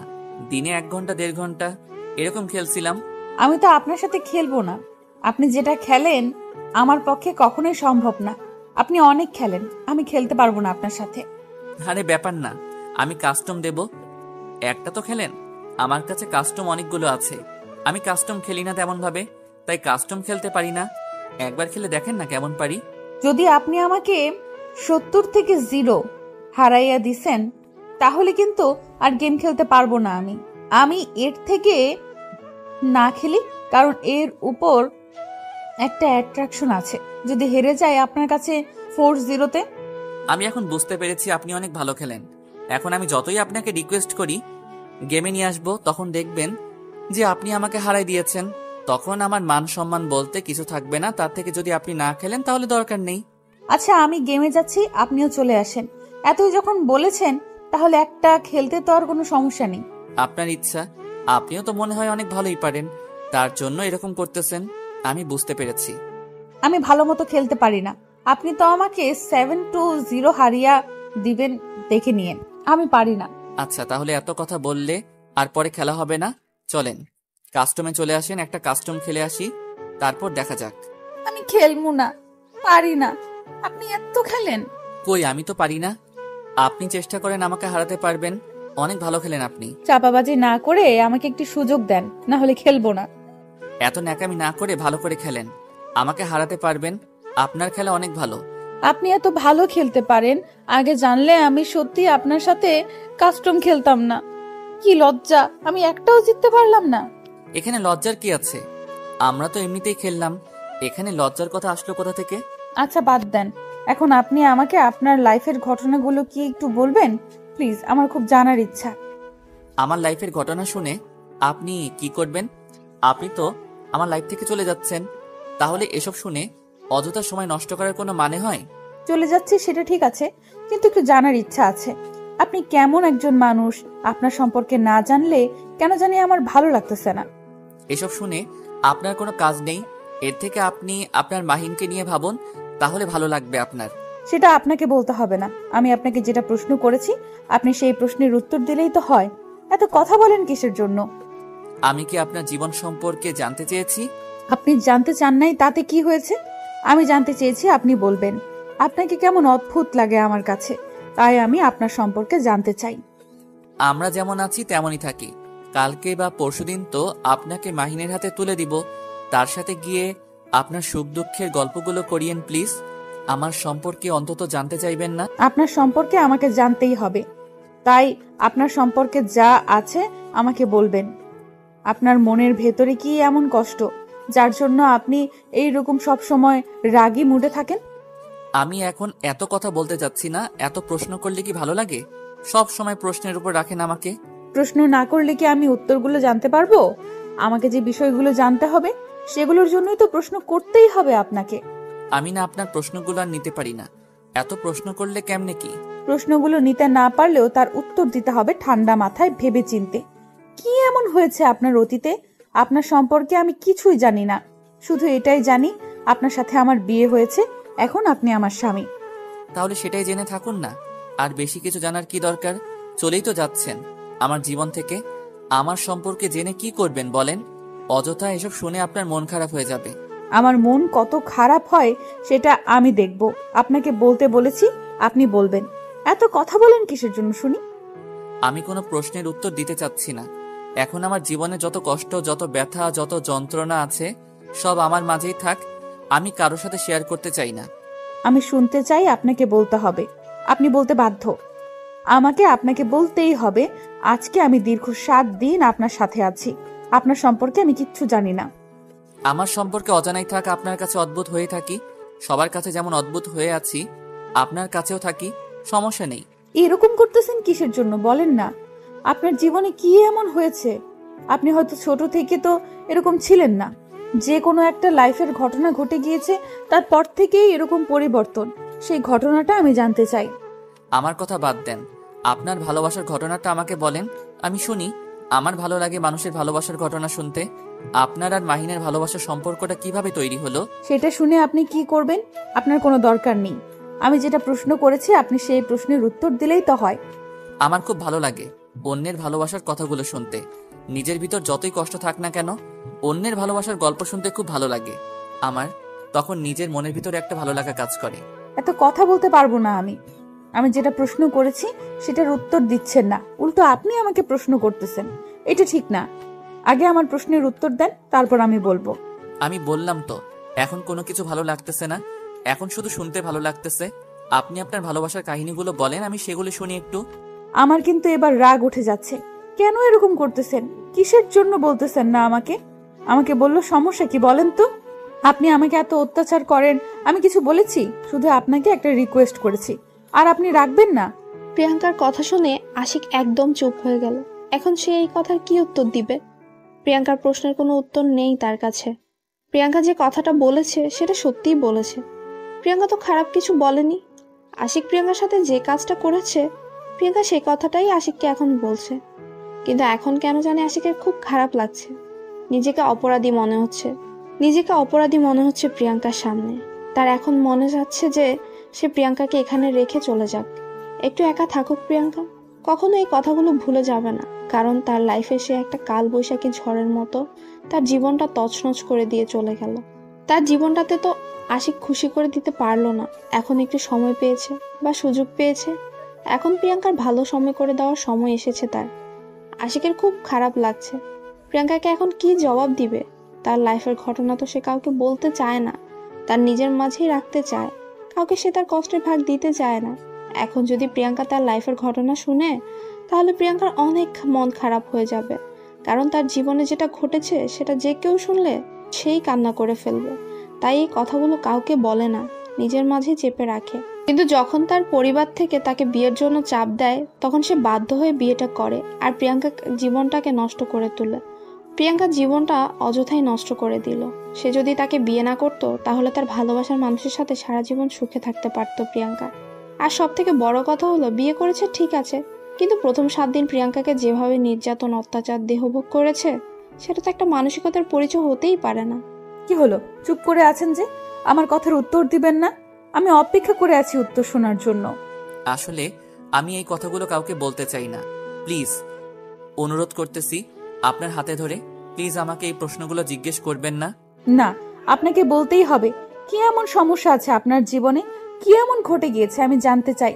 আচ্ছা বলবো, একদিন সময় করে, আজকে না, আগে আমি আমার কাজটা সম্পন্ন করি, তারপর আপনাকে একদিন ডাক দিয়ে বলবো সবকিছু। দেখেন, আজকে বাসায় শুধু আপনি আর আমি, আর কেউ নেই। এরকম সুযোগ আমি কোথাও পাবো না। এরপর যদি আমি মাহিনের কাছে চলে যাই, মাহিন আপনাকে আমার পাশে দেখলে সহ্য করতে পারবে না। আমি তাকে কষ্ট দিতে পারবো না। আপনি এখন বলেন প্লিজ, হাত জোর করে বলতেছি। আচ্ছা, কালকে সকালে বলবো। আজকে আমি ঠিক হয়ে নেই, আমার মেন্টালিটি ঠিক করে নেই, সবকিছু আমি নিজের মতো করে গুছিয়ে রাখি। কালকে আপনাকে সবকিছু সুন্দর করে বলে দিয়ে তারপর মাহিনের হাতে আপনাকে তুলে দিয়ে আমি চলে যাব আপনাদের জীবন থেকে। আমি একটা জিনিস বুঝতে পারছি না, আপনি হঠাৎ করে আমাকে মাহিনের কাছে চলে যেতে দিচ্ছেন? কিছুদিন আগেই তো বললেন যে আমাকে কোথাও যেতে দেবেন না, আর আজকে বা গতকাল থেকে হঠাৎ করে আপনার কি হয়ে গেল? অনেক কিছুই ভেবে দেখলাম, অন্যের ভালোবাসাকে নিজের কাছে এরকম ভাবে ধরে রাখা ঠিক হবে না, তাকে মুক্ত করে দেওয়া উচিত, তাদের ভালোবাসাটাকে এক হতে সাহায্য করা উচিত। আমরা তাই। আমার বিশ্বাস হয় না, নিশ্চয়ই কোনো একটা কারণ আছে। কারণ ছাড়া আপনি কখনোই এরকম কাজ করবেন না, সেটা আপনাকে দেখেই বোঝা যায়। বলেন না কি কারণ? আমি আশিক, স্বার্থপর হতে পারি, খারাপ হতে পারি, নির্লজ্জ হতে পারি, একটা অভদ্র হতে পারি, কিন্তু মন মানসিকতা আগে ভালো ছিল, এখন নষ্ট হয়ে গিয়েছে। আগের মন মানসিকতা থেকে একটু ভেবে দেখলাম যে আপনাকে ছেড়ে দেওয়া উচিত। আমার বিশ্বাস হচ্ছে না, এর পেছনে নিশ্চয়ই কোনো রহস্য বা কোনো কারণ আছে। আমি কেন জানি বিশ্বাস করতে পারতেছি না। আসলে আমাকে কি বলা যাবে বিষয়টা? দেখেন, আমি আপনাকে সবকিছু ভেঙে বলছি, তারপরও কেন বিশ্বাস করতে পারছেন না? যখন আমি মাহিনের হাতে আপনাকে তুলে দিব তখন তো বিশ্বাস করতে পারবেন। আমাকে একটু ভালোভাবে লক্ষ্য করে দেখেন তো, আমার চোখে কোনো কিছু রহস্য লুকিয়ে আছে? একদম ফ্রেশ। সেটা না হয় বুঝতে পারলাম, কিন্তু আমার কেন জানি একটু কষ্ট হচ্ছে মেনে নিতে বিষয়টা। আপনার জীবন সম্পর্কেও আপনি আমাকে বলতেছেন না, তারপর আমাদের ভালোবাসার কাহিনী শুনতে চাচ্ছেন। আমার ভালোবাসার ঘটনা শুনলে হয়তো আপনি অবাক হয়ে যাবেন। আর সব থেকে বড় কথা হচ্ছে, আমিও একটা মানুষ, আমারও একটা মন আছে। আমি একজনকে ভালোবেসেছিলাম, কিন্তু দুঃখের বিষয় আমি তাকে আমার আপন করে নিতে পারিনি। প্রিয়াঙ্কা আশিকের মুখ থেকে ভালোবাসার কথা শুনে একটু অবাক হয়ে গেল। সে নিমিষের মধ্যে অন্যরকম একটা অনুভূতি লাভ করলো। আশিক তাহলে একটা মেয়ের জন্য এত খারাপ হয়ে গিয়েছে? প্রিয়াঙ্কা যেটা মনে মনে ভেবেছিল তাহলে তার ধারণাটাই ঠিক হয়ে গেল। প্রিয়াঙ্কার প্রথম থেকে একটু ধারণা ছিল একটা মেয়ের জন্যই হয়তো আশিকের জীবনটা তছনছ হয়ে গেছে, তার জন্যই হয়তো তাকে এত কষ্ট দিয়ে এসে। আশিক কথাটা বলে মাথা নিচু করে চোখ থেকে নোনা জল ছেড়ে দিল। আশিক যখন মিমের কথা মনে করে আশিকের চোখের জল ধরে রাখতে পারে না। তাকে সে নিজের জীবন থেকেও বেশি ভালোবাসতো, কিন্তু মিম তার ভালোবাসার কোনোই মর্যাদা না দিয়ে তাকে ছেড়ে চলে গিয়েছে। মিম এমন একটা মেয়ে ছিল যে আশিক না চাইতেও তার মায়ায় পড়তে বাধ্য হয়েছিল। একদম মায়াবী চেহারা ছিল, কিন্তু মায়াবী চেহারার পিছনে যে কালসাপের মতো একটা গ্রুপ ছিল সেটা আশিক বুঝতে পারেনি। আশিক সবসময় মিমকে নিজের থেকেও বেশি ভালোবাসতো, কিন্তু মিম কখনোই আশিককে আপন করে নিতে পারেনি। সবসময় তাকে সন্দেহ করেছে, সবসময় তাকে ঘৃণা করেছে। আশিকের ভালোবাসাটা মিম কখনোই বুঝতে পারেনি। আশিকের খুব খারাপ লাগতেছে তার কথা মনে পড়তে। তার জন্যই আশিক সবসময় অনেক কঠোর হয়ে থাকে যাতে করে মিমের কথা মনে না পড়ে। আশিক তার হাত দিয়ে নিজের চোখের পানিটা মুছে ফেললো, আর প্রিয়াঙ্কা সেটা পরক্ষণেই দেখে নিল। কারণ প্রিয়াঙ্কা আশিকের দিকে এক দৃষ্টিতে তাকিয়ে আছে। আশিকের ভাবমূর্তি একদম পরিবর্তন হয়ে গেছে তার জন্য। সে এতদিন থেকে গত 7 দিন থেকে আশিককে দেখে এসেছে, কিন্তু আশিকের ভেতরের অনুভূতিটা সম্পর্কে সে আজকে বুঝতে পারলো। প্রিয়াঙ্কার খারাপ লাগছে, কারণ ভালোবাসার মর্মটা কি সেটা প্রিয়াঙ্কা হাড়ে হাড়ে জানে। তাই প্রিয়াঙ্কা আশিকের কষ্টটা ভালো করে জানে, বুঝতে পারছে আশিকের ভেতর কি চলছে, আর আশিক কেন তার সাথে এত খারাপ ব্যবহার করেছে এতদিন। এখন কেন জানি প্রিয়াঙ্কার আশিকের জন্য একটু মায়া হতে লাগলো, অন্যরকম ভাবে। এর আগে কখনো এরকম হয়নি। আশিকের চোখের পানি দেখে প্রিয়াঙ্কা নিজেকে আর ধরে রাখতে পারলো না। আপনি নিজেকে এত কষ্ট দেন কিসের জন্য?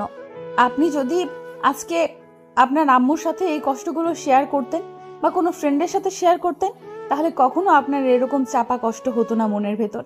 আশিক কোনো প্রকার কথা বলছে না, চুপচাপ মাথা নিচু করে এখনো আছে।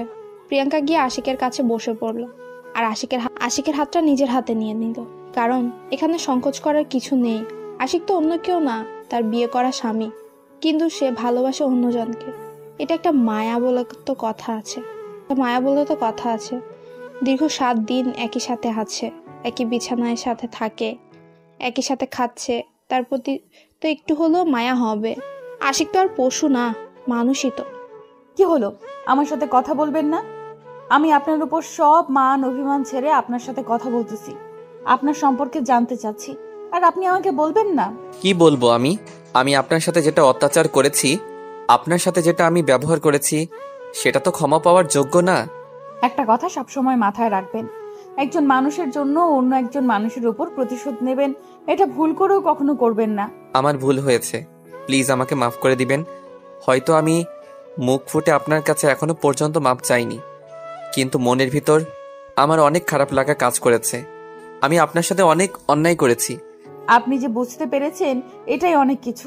আমি তাতেই খুশি হয়েছি যে আপনি আপনার ভুলটা বুঝতে পেরেছেন। আমার উপর যে অত্যাচার করেছেন আমি না হয় সেটা ভুলে যাব। আমি জানি না আমি আসলে এই ভুলের ক্ষমা পাওয়ার যোগ্য কিনা, কিন্তু তাও আমি আজকে আপনার কাছে ক্ষমা চেয়ে নিচ্ছি, কারণ এরপর থেকে তো আর ক্ষমা চাওয়ার সুযোগ পাবো না। আচ্ছা, এখন তো বলবেন আপনার সাথে যে ঘটনাটা ঘটে গিয়েছিল। আচ্ছা শোনেন, তাহলে আমি বলতেছি আপনাকে আমার সব ঘটনা খুলে।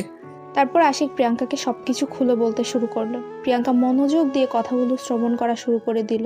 আশিক কিভাবে প্রথমে মেয়েটাকে দেখেছিল, কিভাবে মেয়েটার পিছনে পিছনে ঘুরেছিল, তাদের প্রথম কথা কিভাবে হয়েছিল, প্রথম কোথায় ঘুরতে গিয়েছিল, প্রথম কে কাকে প্রপোজ করেছে, সব কিছু সব। তারপর যখন তাদের ভালোবাসা শুরু হলো তখন আশিক মেয়েটাকে প্রতিদিন বাসায় নিয়ে আসা যাওয়া করতেও মিম আশিকের বাসা দেখে একদম টাকার লোভে পড়ে গিয়েছিল। তারপর থেকে মিম প্রতিদিন তার বাসায় আসা যাওয়া শুরু করে দিয়েছিল। আশিক প্রথমে বুঝতে পারেনি যে মিম তার কাছে শুধু ভালোবাসার নাটক করছে। আশিক সত্যি সত্যি মিমকে অনেক ভালোবাসতো, কিন্তু মিম আশিককে ঠকিয়ে ছেড়ে চলে গেছে। আশিকের অনেক সম্পত্তি নিজের নামে করে নিয়েছিল। তারপর হঠাৎ একদিন আশিকের সাথে সব সম্পর্ক নষ্ট করে দিয়ে চলে যায় সে। আপনি আর খোঁজ নেওয়ার চেষ্টা করেননি, বা মিম নামের মেয়েটা আপনার কাছে আর কখনো যোগাযোগ করার চেষ্টা করেনি? আসলে আমি একজন বড় বিজনেসম্যান ছিলাম, কিন্তু আমার সম্পত্তি যখন মিম নিয়ে চলে যায় তখন আমি প্রায় নিঃস্ব হয়ে গিয়েছিলাম। একটা মেয়ে কিভাবে এত স্বার্থপর হতে পারে? কিভাবে একটা মানুষকে নিঃস্ব করে দিয়ে চলে যেতে পারে? আমি বুঝে উঠতে পারি না। আর তখন জিজ্ঞেস করেছিলেন না ডক্টর কেন আমাদের সবকিছু তাড়াতাড়ি করে দিল? আমি একজন ডক্টর, আমিও ডক্টরেট করেছি, আমরা দুজন একসাথেই করেছিলাম ডক্টরেট, কিন্তু আমার ডাক্তারি করতে ভালো লাগে না, তার জন্যই আমি বিজনেসম্যান হয়ে গিয়েছি। আসলে আপনার এত পরিবর্তন হওয়া ঠিক হয়নি। আপনি অন্য একটা মেয়ের জন্য আপনার নিজের জীবনটা নষ্ট করে দিচ্ছেন, এটা ঠিক না। আপনি আপনার মতো করে শুরু করেন, দেখবেন যে ভালো কিছু করতে পারবেন। আমিও সেটাই ভাবতেছি, কত কি করলাম জীবনে, আর একটা মেয়ের জন্য সবকিছু থেকে দূরে আছি। বাসায় ভালো ব্যবহার করতেছি না, ছোট ভাইটাকে একটু আদর করতেছি না, সব সময় রাগ দেখিয়ে কথা বলতেছি। আপনার এসব করা ঠিক হচ্ছে না। আপনি পরিবারের প্রতি যত্নশীল হন, আপনার নিকটস্থ আত্মীয়দের সাথে একটু মেলামেশা করেন, ফ্রেন্ড সার্কেলদের সাথে ঘুরোঘুরি করেন, দেখবেন যত কষ্ট আছে সব দূর হয়ে যাবে আস্তে আস্তে। আমিও সেটাই ভাবতেছি, আমি কিছুদিনের জন্য বাইরের পরিবেশে গিয়ে ঘোরাফেরা করে আসব। একদম ঠিক বলেছেন। এখন আপনার এভাবে নিজেকে ঘরবন্দি না রেখে বাইরের জগৎটা উপভোগ করা উচিত, তাহলে দেখবেন যে মন ভালো হয়ে যাবে। কিন্তু তার আগে আমার একটা কাজ আছে, সেই কাজটা কমপ্লিট করতে হবে, তাই না? আপনার আবার এখন কিসের কাজ? আপনি তো এখন একদম ফ্রি, আপনার তো কোনো কাজ নেই, তাহলে এখন চলে যান। এখন আমি আপনার ভালোবাসার মানুষের হাতে আপনাকে তুলে দিয়ে তারপর আপনার কাছ থেকে মুক্তি নিয়ে আমি বেরিয়ে পড়ব। আমি অনেক এক্সাইটেড। মাহিনকে কতদিন ধরে দেখি না, কালকে দেখব, তার সাথে কথা বলবো। জানেন, আমি তাকে অনেক ভালোবাসি, অনেক, নিজের জীবনের থেকেও বেশি। তাহলে আমাকে বিয়ে না করে তার সাথে পালিয়ে গেলেও তো পারতেন, তাই না? অযথা আমার সাথে এই এক সপ্তাহ এত অত্যাচার সহ্য করলেন কিসের জন্য আমার? আমি নিরুপায় ছিলাম। হঠাৎ করে আম্মু এসে বলল আমার বিয়ে, আর সাথে সাথেই রুমের দরজা অফ করে দিয়ে আম্মু আমার সাথে বসেছিল, কোথাও যায়নি, আর আমার ফোনটাও নিয়ে নিয়েছিল। আমি কারোর সাথে কন্ট্যাক্ট করতে পারিনি। আমার ক্ষেত্রেও একই অবস্থা হয়েছিল। আব্বু এসেছিল বিদেশ থেকে, আর এসেই বলতেছিল আমার নাকি বিয়ে, আর এমনভাবে চেপে রেখেছিল আমি কোথাও যাইতে পারিনি। একটু যদি সরে যেতে পারতাম তাহলে কখনোই বিয়েটা করতাম না। আমার মনের ভিতর একটা রাগ জেগেছিল যে একটা মেয়ে আমাকে ধোকা দিয়েছে, আমি অন্য একটা মেয়ের উপরে প্রতিশোধ নিব। তার জন্য পরে নিজের উপর এক প্রকার জেদ করে বিয়েটা করেছি। সবকিছুর একটা লিমিট থাকা দরকার, কিন্তু আপনি আমার সাথে যেটা করেছেন আমি তার জন্য সত্যি মেন্টালি ভাবে প্রস্তুত ছিলাম না। আমি আবারও আপনার কাছে ক্ষমা চাচ্ছি, দরকার পড়লে আমি আপনার পায়ে পড়তেছি, তাও প্লিজ আমাকে ক্ষমা করে দিবেন, কারণ আমি সত্যি অনুতপ্ত। আমার ভাগ্যে যেটা ছিল সেটাই হয়েছে, আমি এটা আমার ভাগ্যের দোষ বলে চালিয়ে নেব, সমস্যা নেই। আপনি যদি খুশি হয়ে থাকেন আমার উপর অত্যাচার করে, তাতেই আমি খুশি। আমি সত্যি অনেক লজ্জিত। আমি এখন বুঝতে পারতেছি আসলে জীবনটা কি, আর আপনার মতো একটা মেয়ের সাথে পরিচয় হয়ে আমি এটাও বুঝতে পারতেছি সব মেয়ে একই রকম না। সেদিনের মতো তাদের খুনসুটির গল্প সেখানেই শেষ হয়ে গেল, তাদের আবেগ প্রবণতা সেখানেই শেষ হয়ে গেল। আশিক আর প্রিয়াঙ্কা একই বিছানায় শুয়ে আছে, কিন্তু মাঝখানে একটা কোলবালিশ দিয়ে। আশিক আর প্রিয়াঙ্কা গল্প করতে করতে কখন যে ঘুমিয়ে গেছিল তারা কেউই বুঝতে পারেনি। যখন তাদের ঘুম ভাঙলো তখন দেখে প্রিয়াঙ্কা আশিকের বুকের উপর শুয়ে আছে। প্রিয়াঙ্কার ঘুম ভেঙে যেতেই প্রিয়াঙ্কা তাড়াতাড়ি করে আশিকের বুক থেকে উঠে আশিকের দিকে কিছুক্ষণ তাকিয়ে রইল, তারপর বিছানা ছেড়ে নেমে উঠে চলে গেল। আজকে প্রিয়াঙ্কার কোনো অভিমান নেই আশিকের উপর, কারণ গতকাল সারা রাত তারা গল্প করেছিল প্রায় অনেকক্ষণ সময়। এখন প্রিয়াঙ্কার মনে হচ্ছে সে অনেক আগে থেকেই চিনে। এখন মাহিনের কথা একটু কম মনে পড়ছে। আজকে সকালে একদমই মাহিনের কথা মনে পড়েনি প্রিয়াঙ্কার। তারপর প্রিয়াঙ্কা ফ্রেশ হয়ে এসে দেখে আশিক এখনো ঘুমিয়ে আছে, তাই প্রিয়াঙ্কা নামাজে দাঁড়িয়ে গেল। নামাজ পড়ে তারপর আশিকের কাছে চলে আসলো।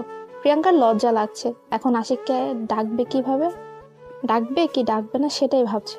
যদি এখন ডাকে আর আশিক সব ভুলে গিয়ে এখন আবার প্রিয়াঙ্কার সাথে খারাপ ব্যবহার শুরু করে দেয়, এটা ভয় পাচ্ছে প্রিয়াঙ্কা। কিন্তু মনে তার একটু সাহস হলো কালকে রাতে যেহেতু ভালো ব্যবহার করেছে, তার মানে এখন আশিক একটু মেন্টালি ভাবে ঠিক আছে। এই সাহস নিয়ে প্রিয়াঙ্কা আশিককে ডাকা শুরু করে দিল। আর কিছুক্ষণ ডাকার পর আশিকের ঘুমও ভেঙে গেল। কি হয়েছে? এত সকালে কেউ কাউকে ডাকাডাকি করে? আমার তো এখনো ঘুম হয়নি ভালো করে। কি বলেছেন এসব? বাজে কয়টা জানেন? 10টা বাজে, আর আপনি এখন বলতেছেন যে আপনাকে ডাকা যাবে না? এটা কোনো কথা? আমি আর কিছুক্ষণ ঘুমাবো, এখন উঠতে পারবো না। আপনি গিয়ে আপনার কাজ করেন, আমাকে ঘুমাতে দেন। আমি আর কোনো কথা শুনতে চাচ্ছি না, এখন আপনি উঠে পড়বেন। আমি এটা জানি, যদি এখন না ওঠেন তাহলে এই ঠান্ডাতে কিন্তু আপনাকে আমি পানি ঢেলে দেব। দেখেন, ভুল করেও এরকম কোনো কিছু করবেন না। আমাকে আর 1 ঘন্টা ঘুমাতে দেন, তারপর আমাকে ডেকে তুলিয়েন যান, সমস্যা নেই, কিন্তু এখন প্লিজ আমাকে ডিস্টার্ব করবেন না। দেখেন, আমিও বেশি কথা বলতে পারবো না, এখন আপনি উঠে পড়বেন। আমি এটাই জানি, যদি এখন না ওঠেন তাহলে কিন্তু সমস্যা হয়ে দাঁড়াবে, বলে দিলাম। এত প্যারা দেন কিসের জন্য বুঝতেছি না। আচ্ছা, উঠে পড়তেছি। এখন আর কোনো কথা বলবেন না, আপনি বাইরে যান, আমি উঠে যাচ্ছি। যতক্ষণ না আপনি বাথরুম থেকে ফ্রেশ হয়ে বেরিয়ে আসতেছেন ততক্ষণ আমি আপনাকে ডিস্টার্ব করতেই থাকবো।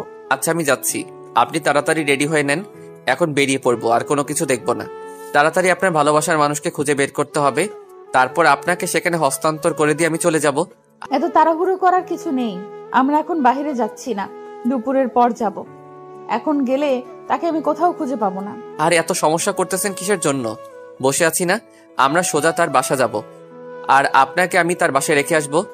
আমিও তো যেতে চাচ্ছি, কিন্তু বাসা থেকে এত সকালে বের হতে দিবে না, আমি সেটা ভালো করে জানি, তাই বললাম দুপুরের পর বের হতে পারবো। সেটা নিয়ে আপনাকে টেনশন করতে হবে না, সেটা আমি দেখে নেব বাসা থেকে বের হতে দেয় কিনা। আপনি তাড়াতাড়ি রেডি হয়ে নেন, সেটাই বড় কথা। আচ্ছা, আমি তাড়াতাড়ি রেডি হয়ে নিচ্ছি, তাড়াতাড়ি আপনি ফ্রেশ হয়ে নেন। আর আপনার বের হতে তো অনেক সময় লাগে। আমি যখন কোনো কাজ নিয়ে ব্যস্ত থাকি তখন ফ্রেশ হতে আমার সর্বোচ্চ 2 মিনিট লাগে। আপনি 2 মিনিট সময় দেন, আর 2 মিনিটের ভিতরে আপনি তাড়াতাড়ি রেডি হয়ে নেন। আচ্ছা, দেখা যাবে। এখন কথা না বলে বিছানা থেকে উঠে আগে বাথরুমে চলে যান, তারপর দেখতেছি 2 মিনিট লাগে না 10 মিনিট লাগে। আরে আপনি সবসময় বেশি কথা বলেন, বলতেছি না আমার সাথে কথা না বলে আপনি রেডি হতে চলে যান, আর আপনার রেডি হতে অনেক সময় লাগে, সেটা তো আমি জানি, তাই না? আপনি যে একটা ঝগড়ুটে মানুষ এটা আজকে বুঝতে পারলাম। আপনি এত ঝগড়া করতে পারেন, আমি নিজেই হাঁপিয়ে যাই আপনার সাথে ঝগড়া করতে করতে। তাহলে আমার সাথে কথা না বলে তাড়াতাড়ি রেডি হয়ে নেন, সেটাই ভালো হবে। আমার সাথে এত কথা বলার কি আছে শুনি? অনেক হয়েছে, আমি আর আপনার সাথে একটা কথাও বলতেছি না। আপনি এখন তাড়াতাড়ি উঠে চলে যান বাথরুমে। আচ্ছা, আমি যাচ্ছি, আপনিও চলে যান, তাহলে ভালো হবে। এত কথা না বলে এতক্ষণ আমরা দুজনেই রেডি হতে পারতাম, বুঝতে পারছেন? আচ্ছা, আমি আর একটা কথাও আপনার সাথে বলতেছি না আপনাকে, আমি শুধু 5 মিনিট সময় দিচ্ছি, 5 মিনিটের ভেতর রেডি হয়ে আসবেন। আমি তো আজকের পর থেকে আর আপনার সামনে আসবো না। কেন এই কথা বলছেন কেন? তাতে কি আমাদের দেখা হবে না? আমরা তো এখন বন্ধু হয়ে থাকতে পারি, তাই না? এখন আমি নিজেকে সময় দিব, কাউকে সময় দেওয়ার মতো এখন আমার কাছে সময় নেই। দেখা হবে সেটা ঠিক আছে, কিন্তু কোনো কিন্তু নেই। আমাদের মাসে কমপক্ষে 3 থেকে 4 বার দেখা হতে হবে বন্ধুত্ব রাখতে গেলে।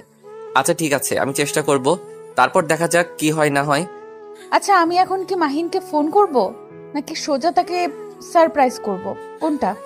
এখন ফোন দিলে বলবে চলেই তো এসেছি, আর কিছুক্ষণ অপেক্ষা করুন, তারপর তো সরাসরি কথা বলবেন, তাই না? জানেন, আমি কখনো কল্পনাও করতে পারিনি যে আপনি এত সহজে আমাকে আমার ভালোবাসার কাছে ফিরিয়ে দেবেন। আল্লাহ তাআলা হেদায়েত দিয়েছে, তাই হয়তো আমি আপনাকে ফিরিয়ে দিচ্ছি। যদি হেদায়েত না করতো তাহলে কখনোই হতে দিতাম না। আচ্ছা, তাহলে আমরা এসব কথা আর না বলি, এখন চলেন সেখানে পৌঁছাই আগে। তারপর আশিক আর প্রিয়াঙ্কার সাথে কোনো কথা না বলে সোজা সেই গন্তব্যের উদ্দেশ্যে দুজনে চুপি চুপি যেতে লাগলো। আশিকের মনের ভেতর তা একদম তুফান উঠেছে। সে কি একটা ভুল করলো? এত ভালো মনের মানুষ একটা পেয়েছিল, তাও আবার তাকে বিয়ে করেছিল, কিন্তু তাকে কাছে ধরে রাখতে পারলো না। সেটা তো তার ব্যর্থতা। যাকে সে মন প্রাণ দিয়ে ভালোবাসলো, সে তার সম্পত্তি লুটে নিয়ে তাকে নিঃস্ব করে দিয়ে চলে গেল। কিন্তু যাকে সে এক ফোঁটাও ভালোবাসলো না, এখন তার জন্য তাকে কান্না করতে হচ্ছে। আশিক কখনো ভাবেনি যে তার জীবনে আবার প্রেম আসবে, আবার সে অন্য একজনকে ভালোবাসবে, আবার সে কারো মায়ায় পড়ে যাবে। কিন্তু আশিক আজকে বাস্তবতার কাছে হেরে গিয়েছে। সে আবারও প্রেমে পড়েছে, আবারও সে একজনকে নিয়ে চিন্তা করা শুরু করে দিয়েছে। আশিক সবসময় মনে করত সে আর কখনো কাউকে ভালোবাসবে না, কখনো কোনো মেয়ের প্রতি তার ভালোবাসা জাগ্রত হবে না, কোনো মেয়েকে দেখে সে দুর্বল হবে না। কিন্তু তার সেই প্রতিজ্ঞা আজকে ভুল প্রমাণিত হলো। আবার কারণ কষ্ট হচ্ছে আশিকের প্রিয়াঙ্কাকে বিদায় দিতে। কিন্তু আশিকের এখানে কোনো কিছুই করার নেই, কারণ প্রিয়াঙ্কাকে বিদায় দিতেই হবে। অন্যের ভালোবাসাকে সে নিজের কখনোই রাখতে পারবে না, কারণ সে বুঝে ভালোবাসার মর্মটা কি। আশিক যে ভালোবাসা হারিয়ে আজকে নিঃস্ব। এই তো সামনে দেখা যাচ্ছে ওইখানে, মানে মাহিন আছে। কারণ মাহিন প্রতিদিন এই জায়গায় এই সময়ে আড্ডা দেয়, আর ফ্রেন্ডের সাথে আমার মনে হচ্ছে মাহিন এখানে আছে। তাহলে আপনি যান, আমি এখান থেকে চলে যাচ্ছি। আমাকে তো আর এখানে থাকার দরকার নেই, আমি তাহলে চলে যাই। আপনি তার সাথে কথা বলেন, সবকিছু ঠিকঠাক করেন। মাহিন যদি আমাকে দেখতে পায় তাহলে তো তার একটু রাগ হবে বা অভিমান বেশি হবে। একদম টেনশন করবেন না, মাহিন কখনো এরকম ছেলে না। সে তো আপনাকে চেনে না। আমি তো আর বলবো না যে আপনার সাথে আমার বিয়ে হয়ে গিয়েছিল। তাহলে আমি এখানে কি করব? আমার তো কোনো কাজ নেই, আমি এখানে থেকে কি করব? আমি চলে যাচ্ছি, আপনারা সবকিছু ঠিকঠাক করে নেন। এটা কখনোই সম্ভব না, কারণ আমি আপনাকে এখনো যেতে দিচ্ছি না। আপনি যতক্ষণ না মাহিনের সাথে পরিচিত হচ্ছেন, একদিন না একদিন তো দেখা হবেই আমাদের, তাই না? যদি না চান তাহলে তো সমস্যা আছে। দেখে যান এক নজর মাহিনকে। আচ্ছা, তাহলে চলেন আমি তাকে একটু দেখে যাই, যার জন্য আপনি এতটা পাগল, তাকে এক নজর দেখি তাহলে। তারপর প্রিয়াঙ্কা আশিককে সঙ্গে করে নিয়ে সেখানে উপস্থিত হলো। গিয়ে দেখে মাহিনের অবস্থা একদম নাজেহাল। মাহিনকে চেনাই যাচ্ছে না, তার চেহারা একদম পরিবর্তন হয়ে গেছে। তার ফ্রেন্ডরা তাকে সান্ত্বনা দিচ্ছে আজকেও।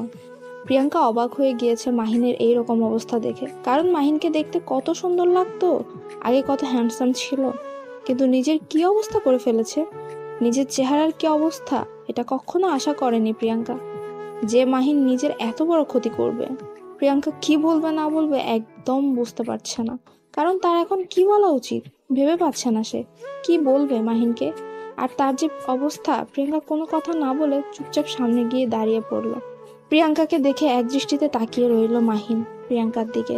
মাহিনের মনে হচ্ছে সে এখন কল্পনার জগতে আছে, সে মনে হয় স্বপ্ন দেখছে। আজকে প্রায় 7 দিন পর তাকে দেখছে সে। এই পাগল, নিজের কি অবস্থা করেছো তুমি? কেন এরকম করছো তুমি? নিজের এটা কি হাল করেছো? এতদিন পর আমার কথা মনে পড়লো? কেন তুমি আমাকে ছেড়ে চলে গিয়েছিলে?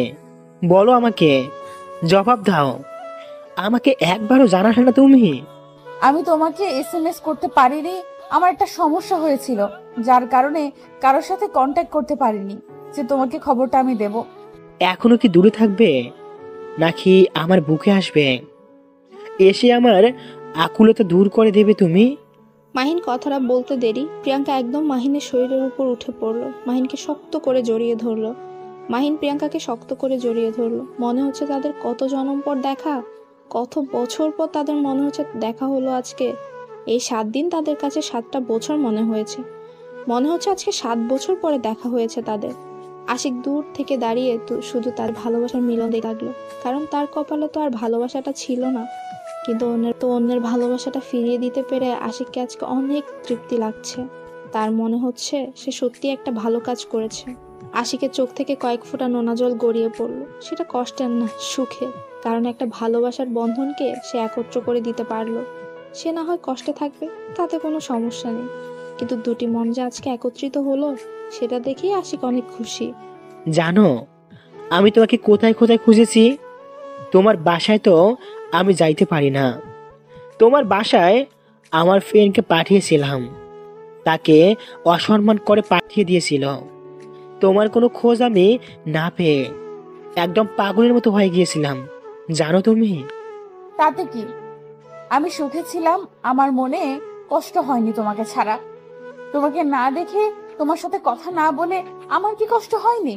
আরে পাগলি, সেটা তো আমি ভালো করে জানি, কিন্তু তোমার যে বিয়ে হয়ে গিয়েছে, তুমি তো সেই কথাটা আমাকে একবারও বললে না।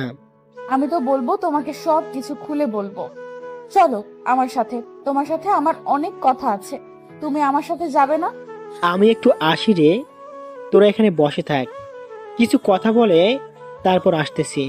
একটু পরে তোদের সাথে আড্ডা দিব আজকে। একটু কথা বলো, চলে আসবে মানে আমি তোমার কাছে চলে এসেছি একদম। তুমি আমাকে কি ফিরিয়ে দিতে চাচ্ছ নাকি? আরে পাগলি, সেরকম কিছু না, চলো আমার সাথে, সব কিছু বুঝতে পারবে। আমার সাথে আসো না। কেন? আসো। আর তোমার জামাই কই?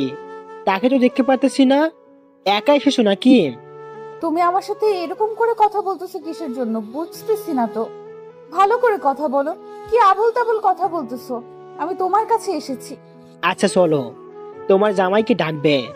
আমি জানি তোমার জামাই তোমার সঙ্গে এসেছে, তুমি কখনোই একা আসতে পারো না এখানে। তুমি কি এখন এখান থেকে যাবে আমার সাথে, নাকি এখানে বসে থেকে আমার সাথে তর্ক করবে? আরে পাগলি, এত রাগ দেখাও কি জন্য? যাচ্ছি তো, দেখতেই তো পাইতেছ। তোমার জামাই কোথায়? তাকে তো দেখতেছি না। ডাক দাও তো, ডাকো না। তুমি আমার সাথে আসো, সেখানে যেখানে থাকবে সেখান থেকে এখন চলে আসবে। তুমি আমার সাথে আসতেছো না কিসের জন্য, নাকি এখানে বসে থেকে তাকে ডাকতে বলতেছো? আমি তোমাকে ডাকতে বলেছি, তুমি ডাকবে। এত কথা বলো কিসের জন্য? তোমার তো দেখতেছি অন্যরকম মনোভাব, ব্যাপার কি? তারপর প্রিয়াঙ্কা এক প্রকার বাধ্য হয়ে আশিককে সেখান থেকে ডেকে নিয়ে আসলো, কারণ মাহিন অন্যরকম ভাবে কথা বলছে তার জন্য। প্রিয়াঙ্কা আশিককে সেখানে নিয়ে আসলো, আর মাহিন আশিককে দেখে দাঁড়িয়ে গেল আর আশিকের সামনে এসে দাঁড়িয়ে পড়লো। প্রিয়াঙ্কা মাহিনের হাত ধরে মাহিনের পাশে দাঁড়িয়ে আছে। শেষ পর্যন্ত আমার ভালোবাসা আমার কাছে চলে আসলো। তোকে আমি আগেই বলেছিলাম তুই আমার ভালোবাসার কোনো ক্ষতি করতে পারবি না। ঠিক বলেছিস, তোর ভালোবাসার মানুষটা সত্যি অনেক সুন্দর আর অনেক ভালো মনের মানুষ একজন। আমি স্বীকার করতেছি সে তোর জন্য পারফেক্ট না। তুই কি জানিস তোকে আমি কি বলেছিলাম? যে তুই কখনোই আমার সাথে পাঙ্গা নিতে পারবি না। আমি তোমাদের কথাবার্তার কিছুই বুঝতেছি না, এখানে কি চলতেছে? আর তোমরা কি একে অপরকে আগে থেকেই চেনো? হ্যাঁ, আমরা একে অপরকে খুব ভালো করে চিনি, অনেক ভালো। তুমি যেটা চেনো না মাহিনকে, তার থেকে আমি মাহিনকে বেশি চিনি। কি বলতেছে এসব? আমি বুঝতেছি না। আর আমাকে আগে কেন বলা হয়নি? মাহিন হচ্ছে এক নম্বর একটা বদমাইশ পোলা, আমাদের ফ্রেন্ড সার্কেলের মধ্যে অন্যতম একটা ছেলে সে। কি বলতে চাও? সবকিছু আমার মাথার উপর দিয়ে চলে যাচ্ছে, আমি বুঝতে পারছি না। মাহিনকে তুমি কিভাবে চেনো? আর মাহিন, তুমি কিভাবে চেনো আমাকে? বলবা নাকি না? আমি সবকিছু তোমাকে ক্লিয়ার করে দিচ্ছি। আমি যাকে ভালোবাসতাম সে ছিল মাহিনের বেস্ট ফ্রেন্ড প্লাস গার্লফ্রেন্ড। কি বলতেছো এইসব?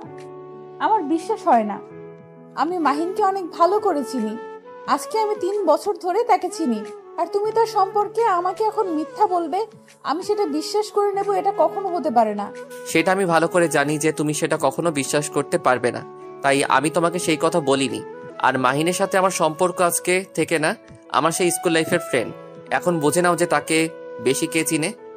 মাহিন, তুমি কেন চুপ করে আছো? কেন বলো না? আশিক মিথ্যা বলতেছে, তুমি চুপ করে আছো কেন? এই মিথ্যা অপবাদগুলো তুমি মেনে নিচ্ছ, ব্যাপার কি? সে আবার কি বলবে?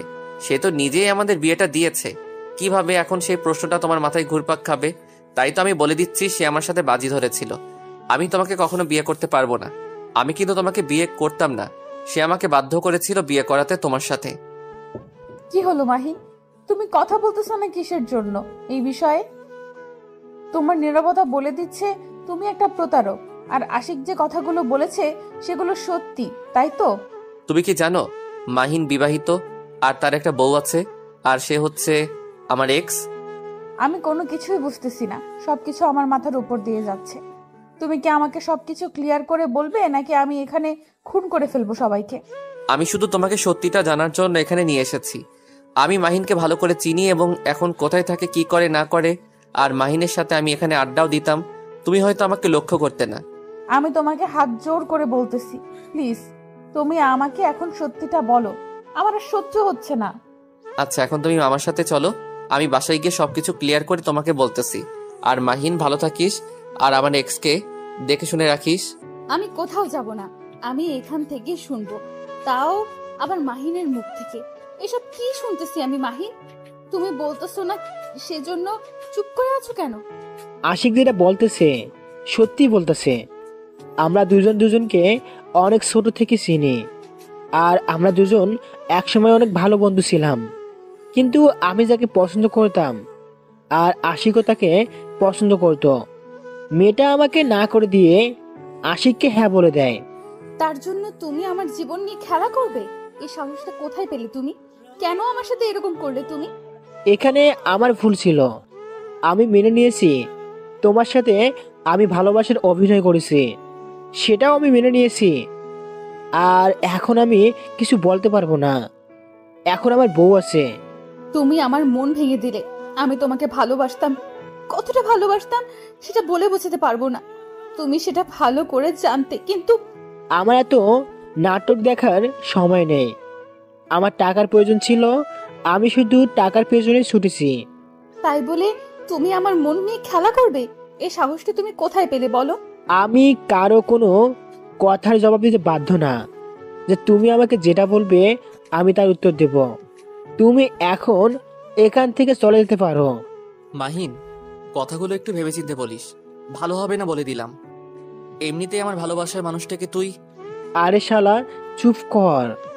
তোর ভালোবাসার মানুষ মানে সে আমাকে ভালোবাসতো, কিন্তু আমাদের প্ল্যান ছিল তোকে ফকির বানানো। তার জন্য আমরা এই প্ল্যান করেছিলাম।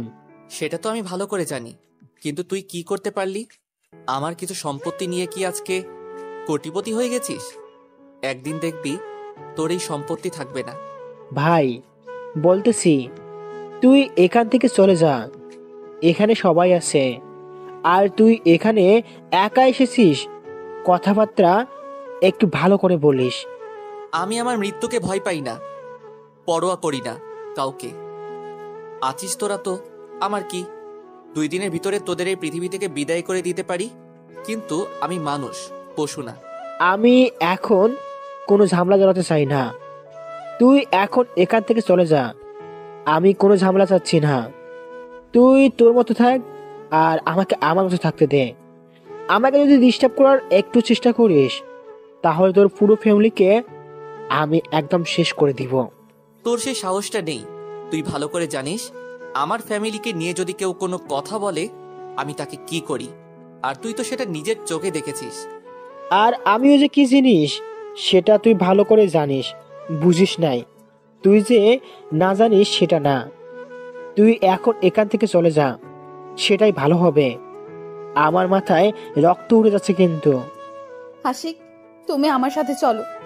আমি এখন এখানে থাকতে যাচ্ছি না, আমাকে নিয়ে চলো এখান থেকে, আমার মাথা ব্যথা করতেছে। তুমি এখান থেকে চলে যাও। আমি চাই না আমার লাইফে তোমাকে নিয়ে থাকতে। তুমি তোমার মতো চলে যেতে পারো, আজ থেকে তুমি মুক্ত। আচ্ছা চলে যাব, কিন্তু এখন তুমি আমার সাথে চলো। আমি যেটা বলতেছি সেটা শোনো, না হলে কিন্তু আমি কি করে বসবো নিজেও জানি না। আচ্ছা তাহলে চলো। মাহিন, একটা কথা সবসময় মাথায় রাখবি, ভালো হয়ে যা। আমি চাই না তোর কোনো ক্ষতি করতে, কারণ একদিন হলেও তুই আমার উপকারে এসেছিলি। তাই তুই তোর মতো থাক, আর আমাকে আমার মতো থাকতে দে। আমি কি বলতেছি, এখানে আর একটা মুহূর্ত আমি থাকতে পারছি না। আমাকে এখন এখান থেকে তুমি নিয়ে যাবে, নাকি আমি এখানে একটা কোনো অঘটন ঘটিয়ে ফেলবো, কোনটা? আশিক আর মাহিনের সাথে কোনো কথা বলল না। মাহিন চুপ করে সেখানে গিয়ে বসে পড়লো, কারণ আশিক যে কথাটা বলেছে সেটা সত্যি বলেছে। মাহিন আশিককে ধোকা দিয়েছে, আর সেটা ভালো করে জানে আশিক। প্রিয়াঙ্কা সেখানে কি বলবে ভেবে পাচ্ছে না, তার এখন কি করা উচিত। একবার সে আশিকের দিকে তাকিয়ে আছে, আর একবার মাহিনের দিকে তাকিয়ে আছে অভিমানী দৃষ্টিতে। প্রিয়াঙ্কার এখন ইচ্ছে করতেছে মাহিনকে কষে কয়েকটা থাপ্পড় মারতে, কিন্তু সে তা করতে পারবে না। কারণ সে তাকে নিজের থেকেও বেশি ভালোবাসে। কখনোই তার সাথে এরকম করতে পারবে না। মাহিন না হয় তাকে ধোকা দিয়েছে, তাতে কি হয়েছে? সে তো তাকে অনেক অনেক ভালোবাসতো। সে তো তার ভালোবাসাটাকে সবসময় ধরে রাখতে চেয়েছিল। কিন্তু আজকে সত্যিটা জানার পর প্রিয়াঙ্কা একদম হতাশ হয়ে গেছে। কি হলো? আমি এখানে সবকিছু জানতে চাই। আমাকে বলো কি হয়েছে সেদিন, কেন আমার সাথে এরকম করা হলো? তুমি আমার সাথে চলো, এখন বাসায় যাব, পরে সবকিছু তোমাকে জানিয়ে দেব কি কি হয়েছে। এখন বাসায় যাব তাড়াতাড়ি। আমি এখানে সব প্রশ্নের উত্তর চাই। এখান থেকে আমি কোথাও যাচ্ছি না। আগে আমার প্রশ্নের উত্তর চাই, তারপর এখান থেকে যাব। বোঝার চেষ্টা করো, আমার রাগ তোলাবে না। রাগ তোলালে কিন্তু আমি আর মানুষ থাকবো না। তখন কি করব নিজেও জানি না। রাগ শুধু আপনার একার নাকি আমারও রাগ আছে? আমারও রাগ আছে, আমিও সবকিছু করতে পারি। আমি সেটা ভালো করেই জানি, কিন্তু এখানে আর কোনো কথা বলতে চাচ্ছি না। আমি বাসায় যাব, আর যদি তুমি না যাও এখানে থাকতে পারো, সমস্যা নেই, আমি চলে যাচ্ছি। আপনাকে আমি কি বাধা দিয়েছি? আপনি চলে যেতে পারেন না। আমি তো আপনাকে ধরে রাখিনি। আপনি এখানে আছেন কিসের জন্য? এখান থেকে চলে যান। দেখো মাহিন, একটা প্রতারক আমি, তোমাকে সবকিছু বলে দিব। তুমি আমার সাথে আসো, প্রমাণ সহ সবকিছু দেখিয়ে দেব। এখানে থাকলে তাহলে প্রমাণটা দেখাতে পারবো না। আমি কোথাও যাচ্ছি না। আমি এখন কারোর কথা শুনতে চাচ্ছি না। আমার এই জীবনের কোনো মূল্য নেই। না আছে আমার পরিবারের কাছে আমার মূল্য, না আছে আমার স্বামীর কাছে, না আছে এখন ভালোবাসার মানুষের কাছে। তাহলে আমার এই জীবন রেখে লাভ কি? এবার কিন্তু বেশি বেশি হয়ে যাচ্ছে। সত্যি সত্যি থাপ্পড় মেরে অজ্ঞান করে ফেলবো আবার। প্রিয়াঙ্কা আশিকের রাগ দেখে একদম চুপ করে গেল, কোনো কিছু বলতে পারলো না, কারণ আশিকের চোখ একদম লাল বর্ণ ধারণ করেছে। আর এখানে যদি প্রিয়াঙ্কা একবার কথা বলে তাহলে সত্যি সত্যি আশিকের হাতে তাকে মার খেতে হবে। এটার কোনো ভুল নেই। আশিক এসে প্রিয়াঙ্কাকে কোলে তুলে নিল সবার সামনে, আর সেটা দেখে প্রিয়াঙ্কা অবাক হয়ে গেল। আর আশিকের বুকে যত পরে কিল ঘুষি মারা শুরু করে দিল। আশিক সেদিকে কোনো পাত্তা না দিয়ে প্রিয়াঙ্কাকে নিয়ে গাড়িতে উঠিয়ে নিল ও তারপর বাসার উদ্দেশ্যে রওনা দিল। রাস্তায় চুপচাপ, কেউ কোনো কথা বলছে না। আশিক সোজা নিজের বাসায় নিয়ে আসলো প্রিয়াঙ্কাকে। আমাকে নিজের বাসায় রেখে আসেন। আমি আমার বাসায় চলে যাব। এখানে আর আমি এক মুহূর্তও থাকবো না, যেখানে আমার কোনো মূল্য নেই। সেটা পরে দেখা যাবে, এখন এখানে চুপ করে থাকো, আর একটা কথা বলবে না। যদি বেশি রকম কথা বলেছো তাহলে কিন্তু মেরে ফেলবো একদম। তাহলে আমাকে মেরে ফেলেন। এভাবে বাঁচিয়ে রাখছেন কিসের জন্য এখনো? আমি তো মরতে চাই। এখন কি চুপ করে থাকবে, নাকি আমার হাতে কিছুক্ষণ মাইর খাবে তারপর চুপ হয়ে যাবে, নাকি নিজে চুপ হবে, কোনটা? আমি কোনো কিছুই চাই না। আমি শুধু এই পৃথিবীর বুক থেকে মুক্তি চাচ্ছি। আমি আর এই পৃথিবীতে বেঁচে থাকতে চাই না। তোমাকে থাকতেই হবে, তোমাকে এই পৃথিবীতে থাকতেই হবে। আমার কোনো প্রয়োজন নেই। আর এই পৃথিবীতে আমি কার জন্য বেঁচে থাকবো? আমার তো কেউ নেই। তাহলে আমি কেন বেঁচে থাকবো? আমার বেঁচে থাকার কোনো উদ্দেশ্য নেই। বলতেছি না তোমাকে বেঁচে থাকতেই হবে? তোমাকে এই পৃথিবীতে বেঁচে থাকতেই হবে, আমি বলছি। আমি থাকবো না। আমি মরে যেতে চাই। আমার এই পৃথিবীতে কোনো প্রয়োজন নাই। আমি থাকতে চাই না পৃথিবীতে। তোমার প্রয়োজন না থাকতে পারে, কিন্তু আমার তো প্রয়োজন আছে। তোমাকে আমার জন্য হলেও তোমাকে থাকতে হবে এই পৃথিবীতে। যদি ভুলক্রমে কোনো ক্ষতি করার চেষ্টা করেছো নিজের, তাহলে কিন্তু তোমাকে। থেমে গেলেন কিসের জন্য বলেন? আমাকে মেরে ফেলবেন তাই তো? আমি তো মরতে চাচ্ছি, মেরে ফেলেন। আমি আমার নিজের ক্ষতি করব নাকি করব না সেটা আমার ব্যাপার। বলছি না চুপ থাকতে, তারপর এত কথা বলতেছো কিসের জন্য? বলতেছি না বারবার চুপ করে থাকো, চুপ করে থাকো। না, আজকে আমি চুপ করে থাকবো না। আজকে আমার বলার দিন। আমি আর এই পৃথিবীতে থাকবো না। আপনাকে আরো কিছু বলবো। আজকে লাস্ট কথা আপনার সাথে আমার। আশিক আর নিজেকে কন্ট্রোল করতে পারলো না, রাগে ফেটে যাচ্ছে। নিজের রাগ কন্ট্রোল করার জন্য প্রিয়াঙ্কাকে বিছানার উপর ফেলে দিল। দিয়ে প্রিয়াঙ্কার উপর আশিক উঠে পড়লো। প্রিয়াঙ্কা নড়াচড়া করতেছে, আশিকের সাথে ধস্তাধস্তি করতেছে প্রিয়াঙ্কা আজকে প্রথম। কিন্তু প্রিয়াঙ্কার শক্তি ব্যর্থ আশিকের কাছে। আর প্রিয়াঙ্কা উঠতে পারে না। শেষ পর্যন্ত প্রিয়াঙ্কা হার মেনে নিল। আর সেই সুযোগে আশিক তার ঠোঁট দুটো দিয়ে প্রিয়াঙ্কার ঠোঁট দুটো নিজের আয়ত্তে নিয়ে নিল। প্রিয়াঙ্কা শুধু শব্দ ছাড়া আর কোনো শব্দ করতে পারছে না। প্রিয়াঙ্কা যতই নজর করতেছে, আশিক প্রিয়াঙ্কার ঠোঁটে নিজের ঠোঁট দুটো ততই শক্ত করে বসিয়ে দিচ্ছে। শেষ পর্যন্ত প্রিয়াঙ্কা আশিকের ভালোবাসার কাছে নিজেকে সমর্পণ করে দিল। আর প্রিয়াঙ্কা কোনো শক্তি দেখাতে পারছে না আশিককে। কোনো এক অজানা মায়ার টানে আশিকের সাথে খারাপ ব্যবহার করতে পারছে না প্রিয়াঙ্কা। এটা যে একটা বৈধ ভালোবাসা, স্বামী স্ত্রীর ভালোবাসা, এটাতে যতই রাগ অভিমান থাকুক না কেন, একটু ভালোবাসা পেলেই দুজনের আবারও ঠিক হয়ে যায়। এখন তো প্রিয়াঙ্কার মনে মাহিনের জন্য শুধু ঘৃণা আর ঘৃণা, এছাড়া আর কিছুই নেই। আর আশিকের উপর যে ঘৃণাটা ছিল, কিন্তু আজ প্রিয়াঙ্কার মনে ঘৃণার পরিমাণটা কমে যাচ্ছে আর ভালোবাসার পরিমাণটা বেড়ে যাচ্ছে। শেষ পর্যন্ত দুজনের গভীর ভালোবাসা তলিয়ে গেল, দুজন অতল ভালোবাসার সাগরে তলিয়ে যাচ্ছে। আজকে আশিককে কোনো বাধা দিচ্ছে না প্রিয়াঙ্কা। প্রিয়াঙ্কা অনেক উৎসাহের সহিত আশিকের সাথে ভালোবাসার বন্ধনে আবদ্ধ হয়ে যাচ্ছে। আজকের পর থেকে যদি আমাকে একটু কষ্ট দিয়েছো তুমি, তাহলে সেই দিন আমার মরা মুখ দেখবে। সত্যি তুমি আমার জীবনে এসে আমার জীবনটাকে একদম পাল্টে দিয়েছো। আমি তোমাকে কি বলে যে ধন্যবাদ দেব বুঝতে পারতেছি না। থাক, তোমার ধন্যবাদ তোমার কাছে রাখো, আমার কাছে দিতে হবে না। তুমি শুধু আমাকে কষ্ট দেবে না, এটাই হলো সব থেকে বড় কথা। যদি কষ্ট দিয়েছো তাহলে সেদিন বলেই তো দিলাম। আমার দেহে যতদিন প্রাণ আছে আমি তোমাকে হাসি খুশি রাখবো, কথা দিচ্ছি। তোমাকে কখনো কষ্ট দেব না।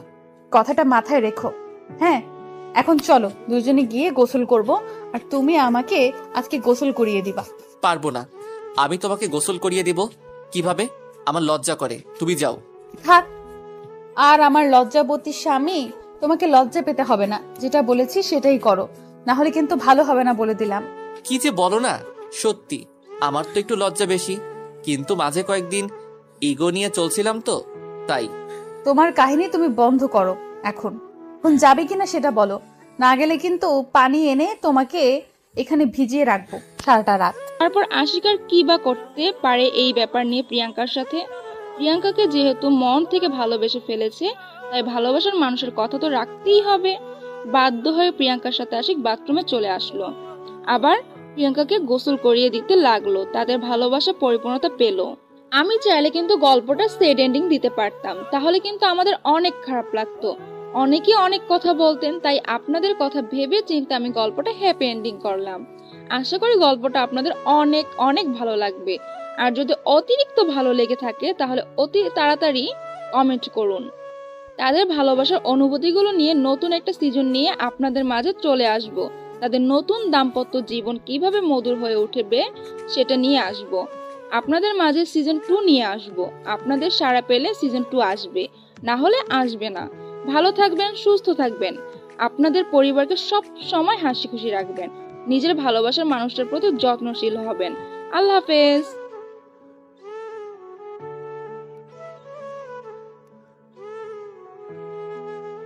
কি হলো, ওইখানে এইভাবে দাঁড়িয়ে আছেন কিসের জন্য? এখানে আসেন, আমাদের সাথে যোগ দেন, ভালো লাগবে। আমার সাথে গল্প করে মজা পাবেন। আমি এখানে ঠিক আছি, আমি এখানে দাঁড়িয়ে আছি, আপনারা কাজ করেন আর মজা করেন। আমি সেখানে গিয়ে আপনাদের মজাটা নষ্ট করতে চাচ্ছি না। আপনি সবসময় একটু বেশি কথা বলেন। এখানে আসতে বলেছি, এখানে আসবেন, আর যদি একটা কথা বলেছেন তাহলে কিন্তু। মাহিন কোনো কথা না বলে চুপচাপ হয়ে তাদের কাছে চলে আসলো। এসে দেখছে তারা রান্না করছে। প্রিয়াঙ্কা রান্নার কাজে ব্যস্ত আর মিলন প্রিয়াঙ্কাকে সাহায্য করছে। বাকিরা যে যার মতো গল্প করছে। মাহিন বুঝতে পারছে না সেখানে সে কি করবে, তাই দাঁড়িয়ে দাঁড়িয়ে প্রিয়াঙ্কার রান্না দেখতে লাগলো। প্রিয়াঙ্কা ভালোই ধৈর্য সহ রান্না করছে, কিন্তু তার একটাই বদভ্যাস, মানুষের টাকা মেরে খায়। আর সে তো বুঝতেই পারে না যে একটা মানুষের টাকা যখন সে মেরে দেয় তখন তার পরিবারের কাছে এসে মানুষটা কতটা চাপে পড়ে যায়। মাহিন চুপচাপ প্রিয়াঙ্কার রান্না দেখছে। প্রিয়াঙ্কা বিষয়টা লক্ষ্য করে, মাহিনকে তার কাছে টেনে নিল। মাহিন প্রিয়াঙ্কার এরকম ব্যবহার দেখে হতভম্ব হয়ে গেল। কি করতেছেন? আমি তো এসব করতে পারি না, আর আপনি এটা কি করতেছেন? রান্না করতেছেন? আমি দেখতেছি, আমাকে এখানে নিয়ে আসার কি আছে? তেমন কিছু না, এখন আপনি আমাকে সাহায্য করবেন। মিলন, এখান থেকে চলে যা, ওদের সাথে গল্প কর, মজা কর। আমি রান্নাটা শেষ করে তোদেরকে খাইতে দিব। এখন আজব কথাবার্তা বলতেছেন, এটা ঠিক না। আমি এখানে থাকতে পারবো না। আমি ওদের সাথে গল্প করি, আপনারা রান্না করেছেন, রান্না করেন, আমি আপনার সাথে নাই। এটা বললে হবে? আপনি আমাকে কথা দিয়েছেন আপনি আমাকে ভালো করবেন, আর আমি এখন ভালো হতে চাই। আপনার সঙ্গে প্রয়োজন আমার, তাই আপনাকে আমার কাছে নিয়ে আসলাম। আপনি আমাকে তাহলে সাহায্য করার কথা বলে কি অভিনয় করতেছেন না তো? আচ্ছা, আপনি এখন যেটা বলবেন সেটা করতেছি, তারপরও আমাকে এভাবে খোঁটা দিয়ে কথা বলবেন না।